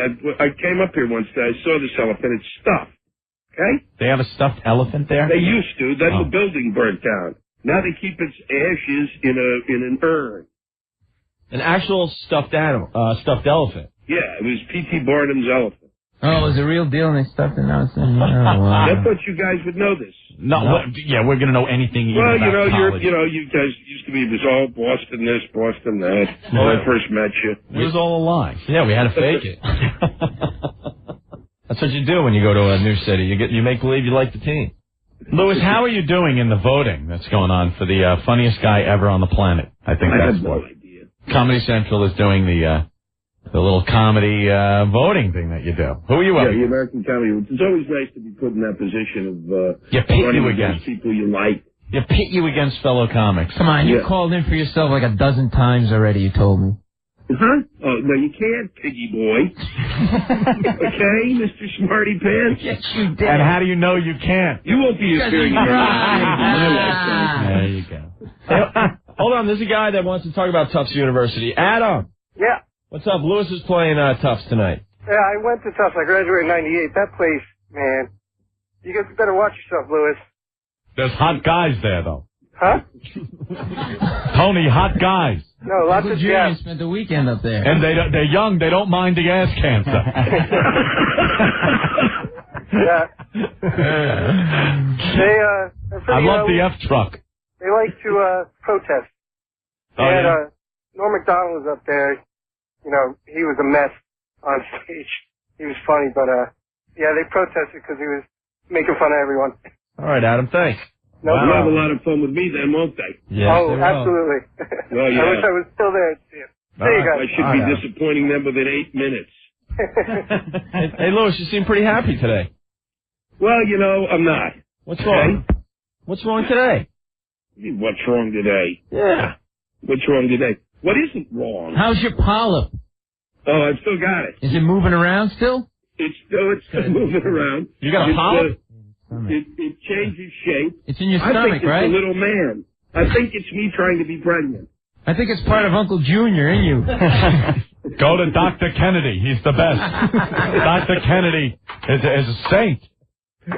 I hope it's not the big casino. No, I think it's a baby. I think I'm having a baby. Well, what are they doing for it? Are they going to shrink it down or something? No, they don't know what to do. They just look at it and go, you know, you're better off if we don't look to see what it is. 2001, you've been talking to me about this for 6 weeks. They're not going to do anything to it. You know, they say it's a virus.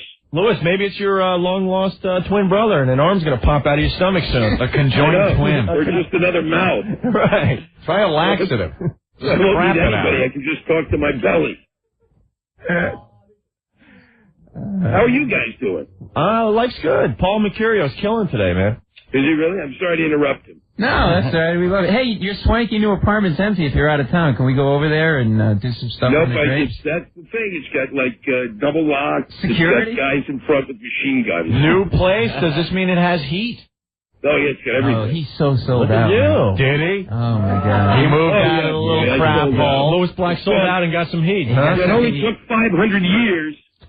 You're such a It's the sellout. longest sellout in With the history. heat and the landline telephone. You are such a sellout, man. The running water. The landline telephone as opposed to a Dixie cup?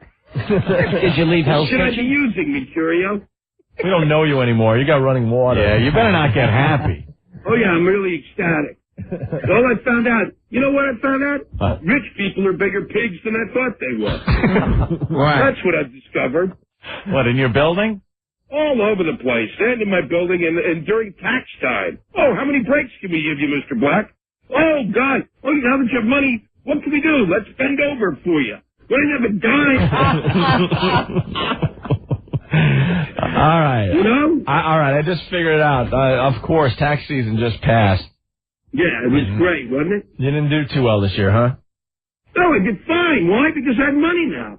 You can all scam away when you've got money. Here, let's establish this for you, Mr. Black. Louis, isn't that the American dream, though? It's not the American dream. It's completely the only country that protects the rich. Not since apartheid, and they had guys with dogs beating people away. I think rich people been protected like this. I kind of think it's nice that this country rewards you for doing well. I agree. You are a lunatic. You are completely psychotic. You bought into the system. Look at you. You're getting paid tonight to work at Tufts, aren't you? What do you mean bought into the system? Where are you supposed to go? Go on a subway with a can? What are the options? If you believe in these socialist theories of yours, practice what you preach. Give that money What am I to me. supposed to do? God, you know, what am I supposed to do? Pay for your kids' education? Is that what you think? I don't know. I don't see. Hey, I'm a socialist, and the fact that there are only 6 of us, what am I going to do? I'm in a doomed political party. Ready for the revolution when you hit 8. You're maybe actually 7. I think that polyp is a socialist. I don't understand how you can be Everybody upset. says, you know, well, you moved into a new apartment. Will that change the way you look at things? Yeah. What it means is if they do come along and want to burn the apartment down, I'm going to go outside and help them. I don't see how you get upset by getting a lot of tax breaks when you get in a higher tax bracket You know why? than you Because did. when I didn't have anything, I got no tax breaks. Well, they couldn't wait to get the 6 cents back. Oh, Mr. Black, we're going to bust into your house. We're going to take your stamps. Oh, so it should be you're doing very well in this country. You're using this country and what it has to offer to the best of your ability. You're making money, so let's penalize you. Not penalize me, but you don't penalize poor people. We protect rich people more than we protect poor people. And why shouldn't we? If we could, we would gather them up and put them in a dustbin. That would be nice. Why shouldn't we take care of... Perfect. I wish I'd had that on tape. That would be nice. It's beyond Rush Limbaugh. It's called thinning the herd. Yes. Unbelievable. I agree in thinning the herd, but that's people who, when the sign, says, don't go into the bridge, there might be water, and they drive in, okay? They get it. That I get. He's mad at You just himself don't for thin doing people well. out because they can't make money. You are... Mike always got a point. Yeah, you are pissed at yourself for doing well. You can't come to terms with the fact that you're a success. Yeah, it's that comedic self-hatred You're thing afraid bleeding through. of failure. Afraid of success. Boy, you know what? Maybe I should hire you three as my shrinks so that I could kill myself by next Thursday. You need a team of shrinks at the university level to help you. Yeah. Louis, why don't you get some roommates, some less fortunate roommates? Help them out a little bit. Point. That's not the deal. You don't do that. Why not? Why not? I can see Louis looking in the mirror. Looking in the mirror just going, you scumbag. No, I don't. I do that. He doesn't have to say it. He thinks it. And I work on the road with him. Every time he gets paid on the road, he takes the money physically in his hand, and then he punches himself in the face. Punches himself in the nuts. Capitalist pig. Did you ever just cut yourself to make yourself? Cutter. Louis is a cutter. Louis is a cutter. Yeah, that's doing after school special. You should try to convert some of these tough students tonight into your way of thinking. Nobody's going to listen to the way I'm thinking. They're not interested. You know? Well, with that cheery demeanor, I can't imagine why. No, let's forget that. Let's be sure that 6 people have 500 Lexuses. They're like crack addicts. I want to have 19 homes. That'll make me happy. I'd like servants everywhere. Nothing's going to make you happy. I'd like to be 85 years old, live in a house that's 15,000 square feet, and touch myself all day. Yeah, you beat the odds. You're making an F load of money, and yeah, you should be penalized for that. Yeah, sure. I didn't say penalized. Well, what are you? You're saying the government should take more money? They certainly have got to stop whining about the fact that they're paying too much. Well, you're living in a 2,500 square foot apartment and touching yourself. Isn't that enough for you? No, it's not 2,500 square feet. By paying the taxes that rich people pay, they should get the big houses and shouldn't be persecuted by the likes of Louis Black. I'm the only one who's saying anything. You're acting like I've got an army behind me. You argue with me as if there are other people who believe this. I am the only one. Well, that's because it sounds nuts, Louis. That's why you're the only one. It's freezing all winter. But aren't you happier in your bigger apartment, honestly? Oh, yeah. No kidding. And you hate that you're happy. As I said, when I was in my other apartment, in order to achieve an erection, I'd have to imagine I was in a nicer place. Now you just look at the leopard skin rug on the floor of your living room. He's a socialist, but he likes being comfortable. Right. Well, of course. Of course you do. Even socialists need some luxury items. But you can. The whole country could be comfortable, but not according to you. All comfortable, just like the Soviet Union. They were comfortable. No, well, for God's sake, you're talking about a country that didn't even... Look, my family came from that, hellhole. They arrived in the United States in 1907. They didn't know they were here until 65. We're not talking about geniuses over there. We're way ahead here. So if you're working, if you're rich, you should divvy up that money among the people that really need it. No. I don't understand how this socialism would work. Well, I'm going to get you some films. Some film. Get some hygiene ones too. I like those. Hey, Louis. Hey, Louis. When you do these rants on the phone, are you poking the sky anyway, even though no one can see you? Are you resting your fingers for the show? Right. Yeah, his fingers are in ice. Yeah, you got in a bowl of lotion. Right. A velvet pillow. Tell them what happens. Louis, we know what happens. Tell them what happens 20 minutes before the show. You get a manicure, right? Oh, yeah, I got You do? No. Oh. I like to have a colonic. His hands have to look The good. opener gives him the colonic. The middle act has to give him the manicure. A manicure. Oh, God. Hey, did you get my message that I left you? Yes, that was very nice. Okay. Did you get my second one? What was it? Squared away. You want to work in I think it was Idaho, and you'll be working there. I'm going to have you set up really good. Well, Louis, Yeah. Have fun tonight in Boston. Thanks. Boston. And thanks for pushing for me on this thing. Cool. Yes. Yeah. Go to ComedyCentral.com. I guess you get the number there. And remember, vote for Karl Marx. You're unbelievable. Just remember, every dollar you make makes you a lesser person. Oh, man. It's like, you guys, you look at me, next time I come in, I'm going to wear a Chinese communist uniform. Yeah, because I would laugh my ass off. Yeah. It's like Mao Zedong. Take off that $5,000 leather jacket that you wear and put on a paper mache jacket. I'd love to see that. How many people I can feed? Oh, man, you guys, it's like, oh, God. I'm exhausted. Now I can take my nap. All right, Louis. Hey, guys, take care. Take it easy, man. Thank you, buddy. All right, bye, guys. There he goes. There he goes, Louis Black. We're really late. We got to take a break. All right, man. More with Paul Mercurio in just a bit. You guys sometimes piss me off, okay? 1027 WNEW. Anthony Victory Limousine. I love Dina Cola's take on pregnancy. Yeah, it was just put him away somewhere for the 9 months. It's like Alien. Yeah, believe me, my wife's pregnant right now, and every time she takes her clothes off, ass is just hanging out. Thank you, Juan. You rock. Disgusting. All right, Victory Limousines. Yes, a new sponsor to the Opie and Anthony Show, Victory Limousines of Long Island. Victory Limousines, they got brand new vehicles with state-of-the-art navigation systems. The drivers, trained professionals, uniformed, including the chauffeur's cap. They're professionals. No, they give you a great service. They have a 6-passenger limo van, like nothing you've ever seen before. Perfect for the airports and corporate needs. Amenities include stationary work table, PowerPoints, coffee service, TV VCR, and a privacy divider. For your gay sex, Tony. Victory Limousine, Long Island, independently owned and operated. We got a new character on the show. I love when we get new characters. You like watching the car go through the car wash, don't you, Uncle Junior? I love that.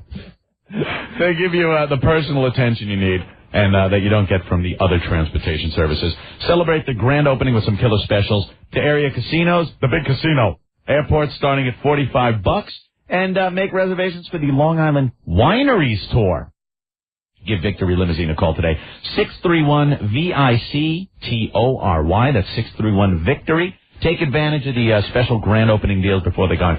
631-VICTORY. Victory Limousines, the best way to get there. Stacker 2, the world's strongest fat burner. Yes. It's spring. Uncle June, it's really hot in here. What's going on? It's cold outside. I should be in Boca. I'm cold. Tony, hold me. Put your big meaty paws on my ass. Tony, I'm cold. I'm the boss. Hold me. I feel stupid, June. Hold me. I feel stupid. You are stupid.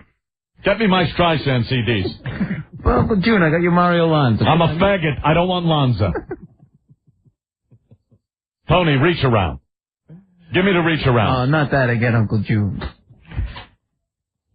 I'm the boss. No, I'm the acting boss, Uncle June. Tony, I'm going to lay on the floor. I want a hot lunch. I want a Cleveland steamer. Like they did in the old days. Uncle June, I gave you my junk yesterday. Come on.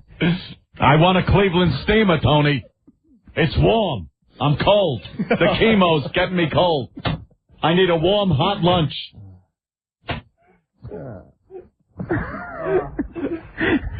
Oh, it's a bitch, the big casino.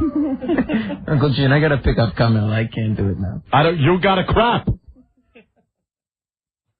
I could use a fist, Tony. Feel around for the cancer.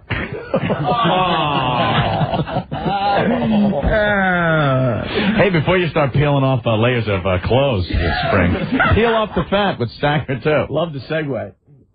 The world's strongest fat burner. You like the cheeseburgers, chocolate cake, maybe a cream cheese on the bagel. If you take Stacker 2, the world's strongest fat burner, you eat what you want, you just eat less, and lose weight. You feel the results 45 minutes guaranteed. The natural appetite suppressants in Stacker 2 stops the abnormal cravings you get. Plus, you get the energy for the workout of the workday. Whatever you need to boost you up, Stacker 2 will do it. Twice the strength of any of the Metabo products. And then recommended by Dr. Kennedy. You take one little yellow capsule, not 2 or 3 Crest Herbal Horse tablets, and Stacker 2 curbs the appetite. Instead of 2 helpings or something, you just have one. You just don't eat like a pig. You want to lose 10 pounds, 100 pounds. Stacker 2 works. Our listeners tell us time and time again. Stacker 2. Log on to the website, stacker2.com, stacker the number 2.com. Call them up, 1-800-LIGHTLINE, 1-800-LITELINE. Or you can go to GNC, Rite Aid, Eckerd, Genovese, Vitamin Shop, and Vitamin World. What kind of show is this? It was like somebody pouring hot wax in your ears until your brain was completely numb. The Opie and Anthony Show. 102.7 WNEW.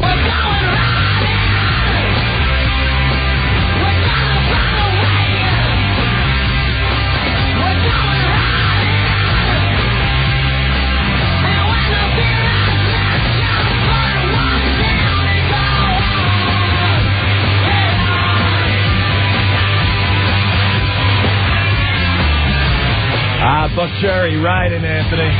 The O&A Show, 212-757-1027. Yeah. Uncle June, you gotta let me take you out on the boat with 2 guys. That's what you need. You need fresh air. You need sunlight. On the boat? Yeah. Will there be boys? I love it. Meg, that Christopher's got a nice ass. Tony. We could do something with the anchor, maybe. Tony, give me the wheelbarrow one more time before I die from the big casino. The big casino. Yeah. We have Psycho Mark checking back in. Yeah. Calling collect from Jamaica, which is just driving Ken Stevens, our boss, insane today. North, smoking weed, doing coke, drinking beer. Keep your ass off, brother man. If possible, Mark, you sound more effed up than you did before. Yeah. Go figure, huh? If you talk to your doctor about massive marijuana use, I guess who's sitting with me right now? Oh. Kat from the Best Breast Contest. Oh, yeah, this is what she From wants. the breast contest? Have you talked to your doctor about breasts? Dude, I'm effed up. Forget about it. But she wanted to say hi and thank you guys. Is Kat getting topless for everyone down there in Jamaica? I don't know, but not yet. See, it's sort of been low-key. Last night we just got here, so we're warming up. Tonight's going to be a big party, and then Friday night is 420, so naturally, Yeah. say no more. Say no more. Say no more. But anyhow, she wanted to say hi real quick. Here, hold on. All right. Hello. Hey, Kat, how are you? Hey, good. How are you guys? The winner of our Best Boob Contest. Yes. And look what she won. She gets to hang out with Psycho Mark and smoke around pot. Only the best prizes for our listeners. Of course. Having the best time now. You gotta cut this short and go get him munchies. Yes. Is Mark trying to bang you? No, he's being a perfect gentleman. Oh. He's gonna roll you up in a sheet and smoke you at midnight. No, but, a weapon is room, so you never know. You're up in his room. Of course. Trust me, you'll never know. Are you partaking in the festivities down there? Of course we are. Oh, man. It's just a matter of time. What are the odds that Psycho Mark gets a piece? From me? Yeah. Or from anybody? From you. From me... That's a yes? Yes, wow. You're as good as pregnant. Sure. Nice. No, but we have a few dancers down here, so you never know. All right, we'll see. Well, can we talk to Psycho Mark? Of course you can. Hold on a second. Have a good time, Kat. Hello. Jesus, man. Hey, what's this, the FBI? What are you guys, interrogating here today? What? Just What? We were helping you out, Mark. Oh, yeah, like I need your help, please. I'm down here. Forget about Hey, it. Mark, how many times has she turned you down? Well, see, that's the point. See, I haven't even gone there yet. I'm a professional. A professional. Who needs vowels anyway? That's a box where you tell your priest your troubles, right? You're a You are so effed up. We look forward. Oh, dude, forget about it. It's not even started yet. Nah. Started. All right, well, I got to get going. I got to get back down the beach and check out all the knobs. There you go. All right, have fun, man. Go, Sox! Call us collect tomorrow. All right, there you go. Psycho Mark, live from Jamaica. Too fun. Kathy's going to give it up to him. You know, Junior was also in Dog Day Afternoon. Was he really? Yeah, he was in The Godfather Part 2. He played Johnny Ola. And then he was the father in Dog Day Afternoon. That's how he got turned to the other side of the light there. Dog Day Afternoon. Yeah. Yes. Al Pacino. Al Pacino was a fag in that. Yes. And what an ass. Tony, you gotta, come on. So every time you do Uncle June, he yells, Attica, Attica. You got to give me that one, Tony. Yeah, I'm just looking at everything he's done. My God. Hey, there's this doctor in Hong Kong. And everything. You hear about this doctor in Hong Kong who was operating on somebody and he took a cell phone call while he was operating on somebody? Really? Come on. Talked for 14 minutes. What was the operation? Yeah, what was the operation? Serious? That's okay. I'm not asking you. Better than that. I'm not asking you. I'm sorry. I'm sorry. I'm too relaxed. Yeah, it's a Hong Kong surgeon. He took a phone call. He was performing intestinal surgery on a guy. Yes, for the ass cancer. Don't take a cell phone. Dr. Kennedy would never have done that, Tony. I want to talk to Dr. Kennedy. Go to the golf course and find him. And don't touch the thermostat. The best ass cancer doctor out there. And apparently he was talking about buying a new car, and he didn't hang up for 14 minutes. He didn't. I mean, and the guy could kind of still hear him because he was like half. Oh. And he's just going to town on the guy. Yeah, shouldn't he just have been out? Well, they, decided, yeah. Yeah. Why bother? I mean, if you're going to let the guy take phone calls during an operation. The guy was taking faxes from his ass at the same time. I could do that, Tony. For you. My ass is your fax machine. So then they had a hearing. Then they had a hearing, and they brought the guy up on charges, and they said there was no problem, and they let it continue. So if you go to Hong Kong, you can get surgery. The guy can talk on the phone while he's. Look at that. And you said the patient was awake? Patient was semi-coma, semi-awake, semi-conscious? Conscious, yeah. Wow. So I think, thank you very much. Have you been drinking with Psycho Marks? Oh, my God. Tony, I think Ralphie's sweet on me. I'd like to see I think he likes me. Don't hurt him. He's kind of cute. He's got some nice guns. You just wrecked The Sopranos for me. I'm not going to be able to watch Sunday. You're going to watch I'm going to be laughing my ass off. Some fun lines. Yeah. You want to play What Did We Learn and get out of here or what? I think it was an educational show today. I might be wrong. In case we get sidetracked, we want to thank Paul Mercurio for stopping by. Hey, thanks, guys. He's playing Rascals this weekend. He writes for the Daily Show. He's very, very funny. I always hated big pussy. I don't know why. I couldn't stand him, Tony. You were uncomfortable around him, right, Uncle Jim? I was always uncomfortable around big pussy. You wanted to change his name at one point. And his son, Little Pussy. I just don't like any of them.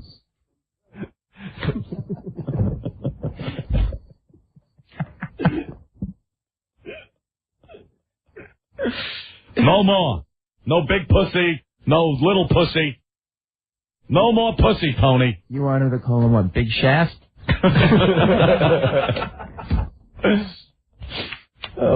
go to Jason. We'll start this off here. Jason, what's going on? What's going on, guys? I learned that cows get freaked out when they see their friends explode. There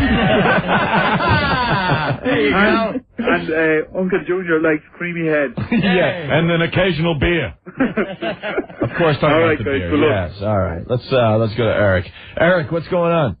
Hey, guys. Hey. I learned that there's a new character in the show, and he's gay. We love the new characters. And there's another thing that I learned. Yeah. There's a new Lexus that I must pick up, the Lexus 500. I've never heard of that model before. I think he meant 500 Lexus. Right. Well, 500 Lexus, yeah. All right. Thank you. Let's go to Dennis. Dennis, what's going on? There you go. I learned today that calling everybody a fag is the first sign of Alzheimer's. Really? I'm looking around the room to see if anyone got it. Maverick. All right, thanks. He just punched out. Wow. Oh, and Goose is dead. God damn it happens every time. Dylan, what's going on? Dylan. Very informative day. I learned that Kelly Ripa is a big fan of the Opie and Anthony show. Right. I also learned gay fisting cures a big casino, and Yeah, pull it right out, Tony. Pull it out. damn it, what the hell? Yeah, screw it. Anyway, Don't touch the thermostat, Tony. dude, I gotta ask you guys a question. Yeah. Yeah, in honor of 420 tomorrow, are you guys gonna be playing Stoner Spelling Bee? We should. We should have planned ahead. Maybe we'll pull that one out tomorrow. Yeah. All right, sure, later, guys. All right, thank That's you. K-Rock. All right. I want to thank Jay Moore, who will be Thank at you very Caroline's much. tonight. And you can listen to him on the Opie and Anthony Show on 102.7 in the New York metro area. That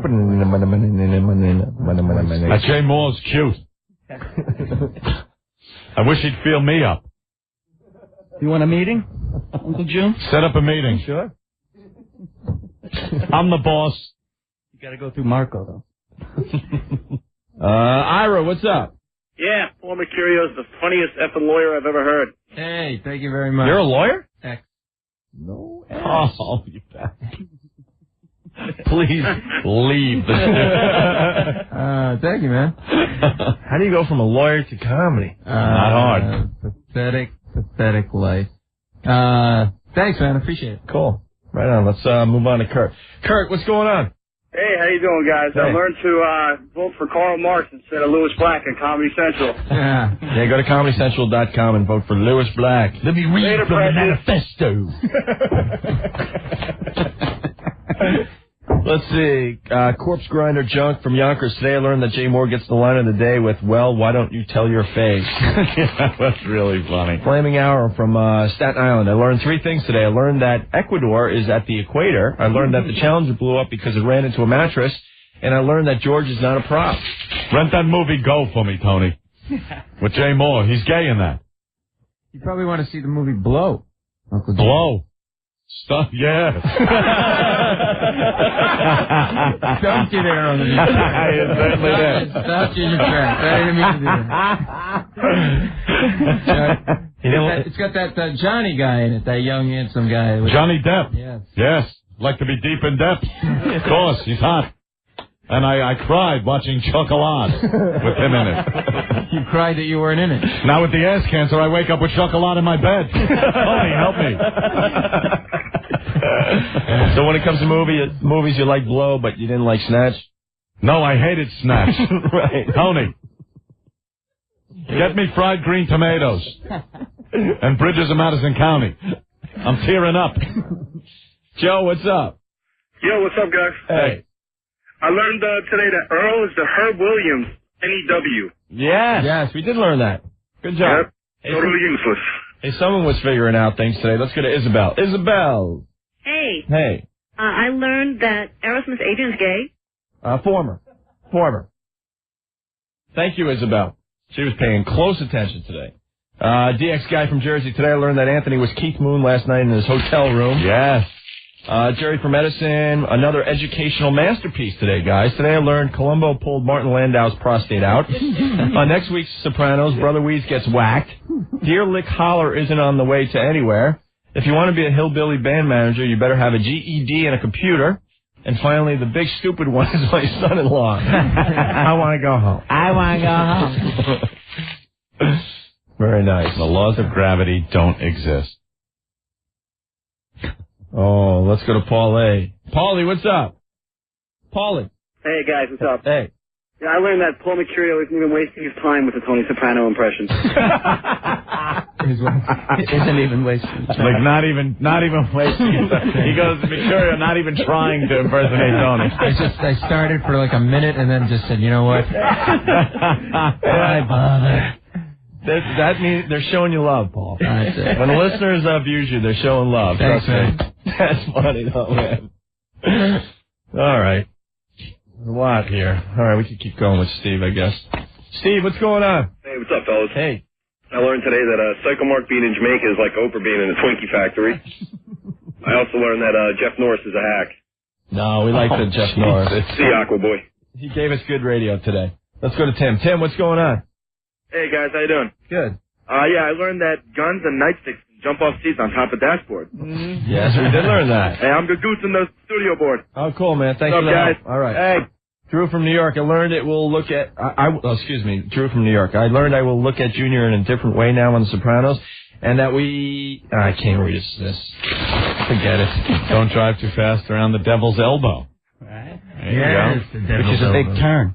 It's a big curve. It's a big curve. Let's go to Jack. Jack, what's up? Yeah, man. Hey, I learned that Uncle Junior getting the big C doesn't stand for cancer. He actually had a good thing before he reamed it. Yeah. I learned Louis Black now has 25,000 square feet of utter despair. And from Ovo. And once again, we would allow the guy to say what he wanted to say. We're not dumping out. We're not the cowards. Nice. Brienne, what's going on? Hello? Hey. Is this Opie and Anthony? Yeah. I wanted to say what I learned today. Okay. Ugh, girl. I learned that Psycho Mark is going to get a piece of ass from the girl that won the... We had to dump out because you said the T word, but you think Psycho Mark's going to bang Cat in Jamaica, right? Yeah. Pickle Boy Jones. Pickle Boy Jones. Sorry, Tony, guys. where's that good DJ, Mark Parento? Where did he go? Okay, here's my better Tony impression. Uncle Junior. Where is the gabagola? Gabagola. I would love some gabagola. No, I'm not Italian, so I think they're starting to make up Italian dishes on that show. Right. That's a dish. Here's Tony. Oh, we got the Tony, right? Where's our Tony? Carmelo, would you care for some wine? Pardon me. Here's some Tony. You're, Ditsu. Charcoal briquette. A moulignon. It's like I'm doing them exactly. What are you saying? Yeah, listen, go ahead, do one. A charcoal briquette, a moulignon. You're, Ditsu. You're Ditsu. You're Ditsu. You're, Ditsu. Talk like Tony Soprano in 3 easy lessons. Send now for the tape. You're, Ditsu. You're Ditsu. You're, Ditsu. You're Ditsu. Charcoal briquette. Charcoal briquette. Where is the biblioteca? A moulignon. I went on the Moulin Rouge. That's around the river of France. There. Yeah, the Moulin Rouge or the Moulignon? The Moulignon. Estas sus ¿Dónde está mi jarro? You're, Ditsu. You're Ditsu. We got to get out of here, huh? If that means fag, yes, Tony. Charcoal briquette. Meadow, I cannot believe you're saying a man of mixed race. She's like me, Tony. Jungle Fever. Where are my Judy Garland records? Uncle Junior, come over. We will have hot sausage on the grill. I love hot sausage. Almost as much. I didn't think that one. I didn't make it. I can't say man-see like Jimmy, but it was a cactus like Mr. Ahmed. Hey, the people on hold are laughing because they get the unedited version. Yeah, so, well. all right, with that, we should get out of here. All right, man. Paul, thank you very much. Paul Mercurio.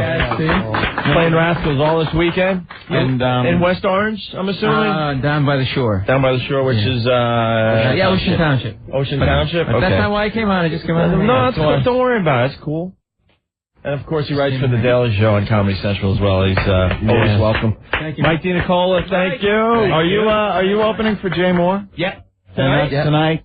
Tonight, 8 o'clock at Caroline's. Yeah, I think I'm going. And then I am like, I'm drinking like I'm friggin' 16 again.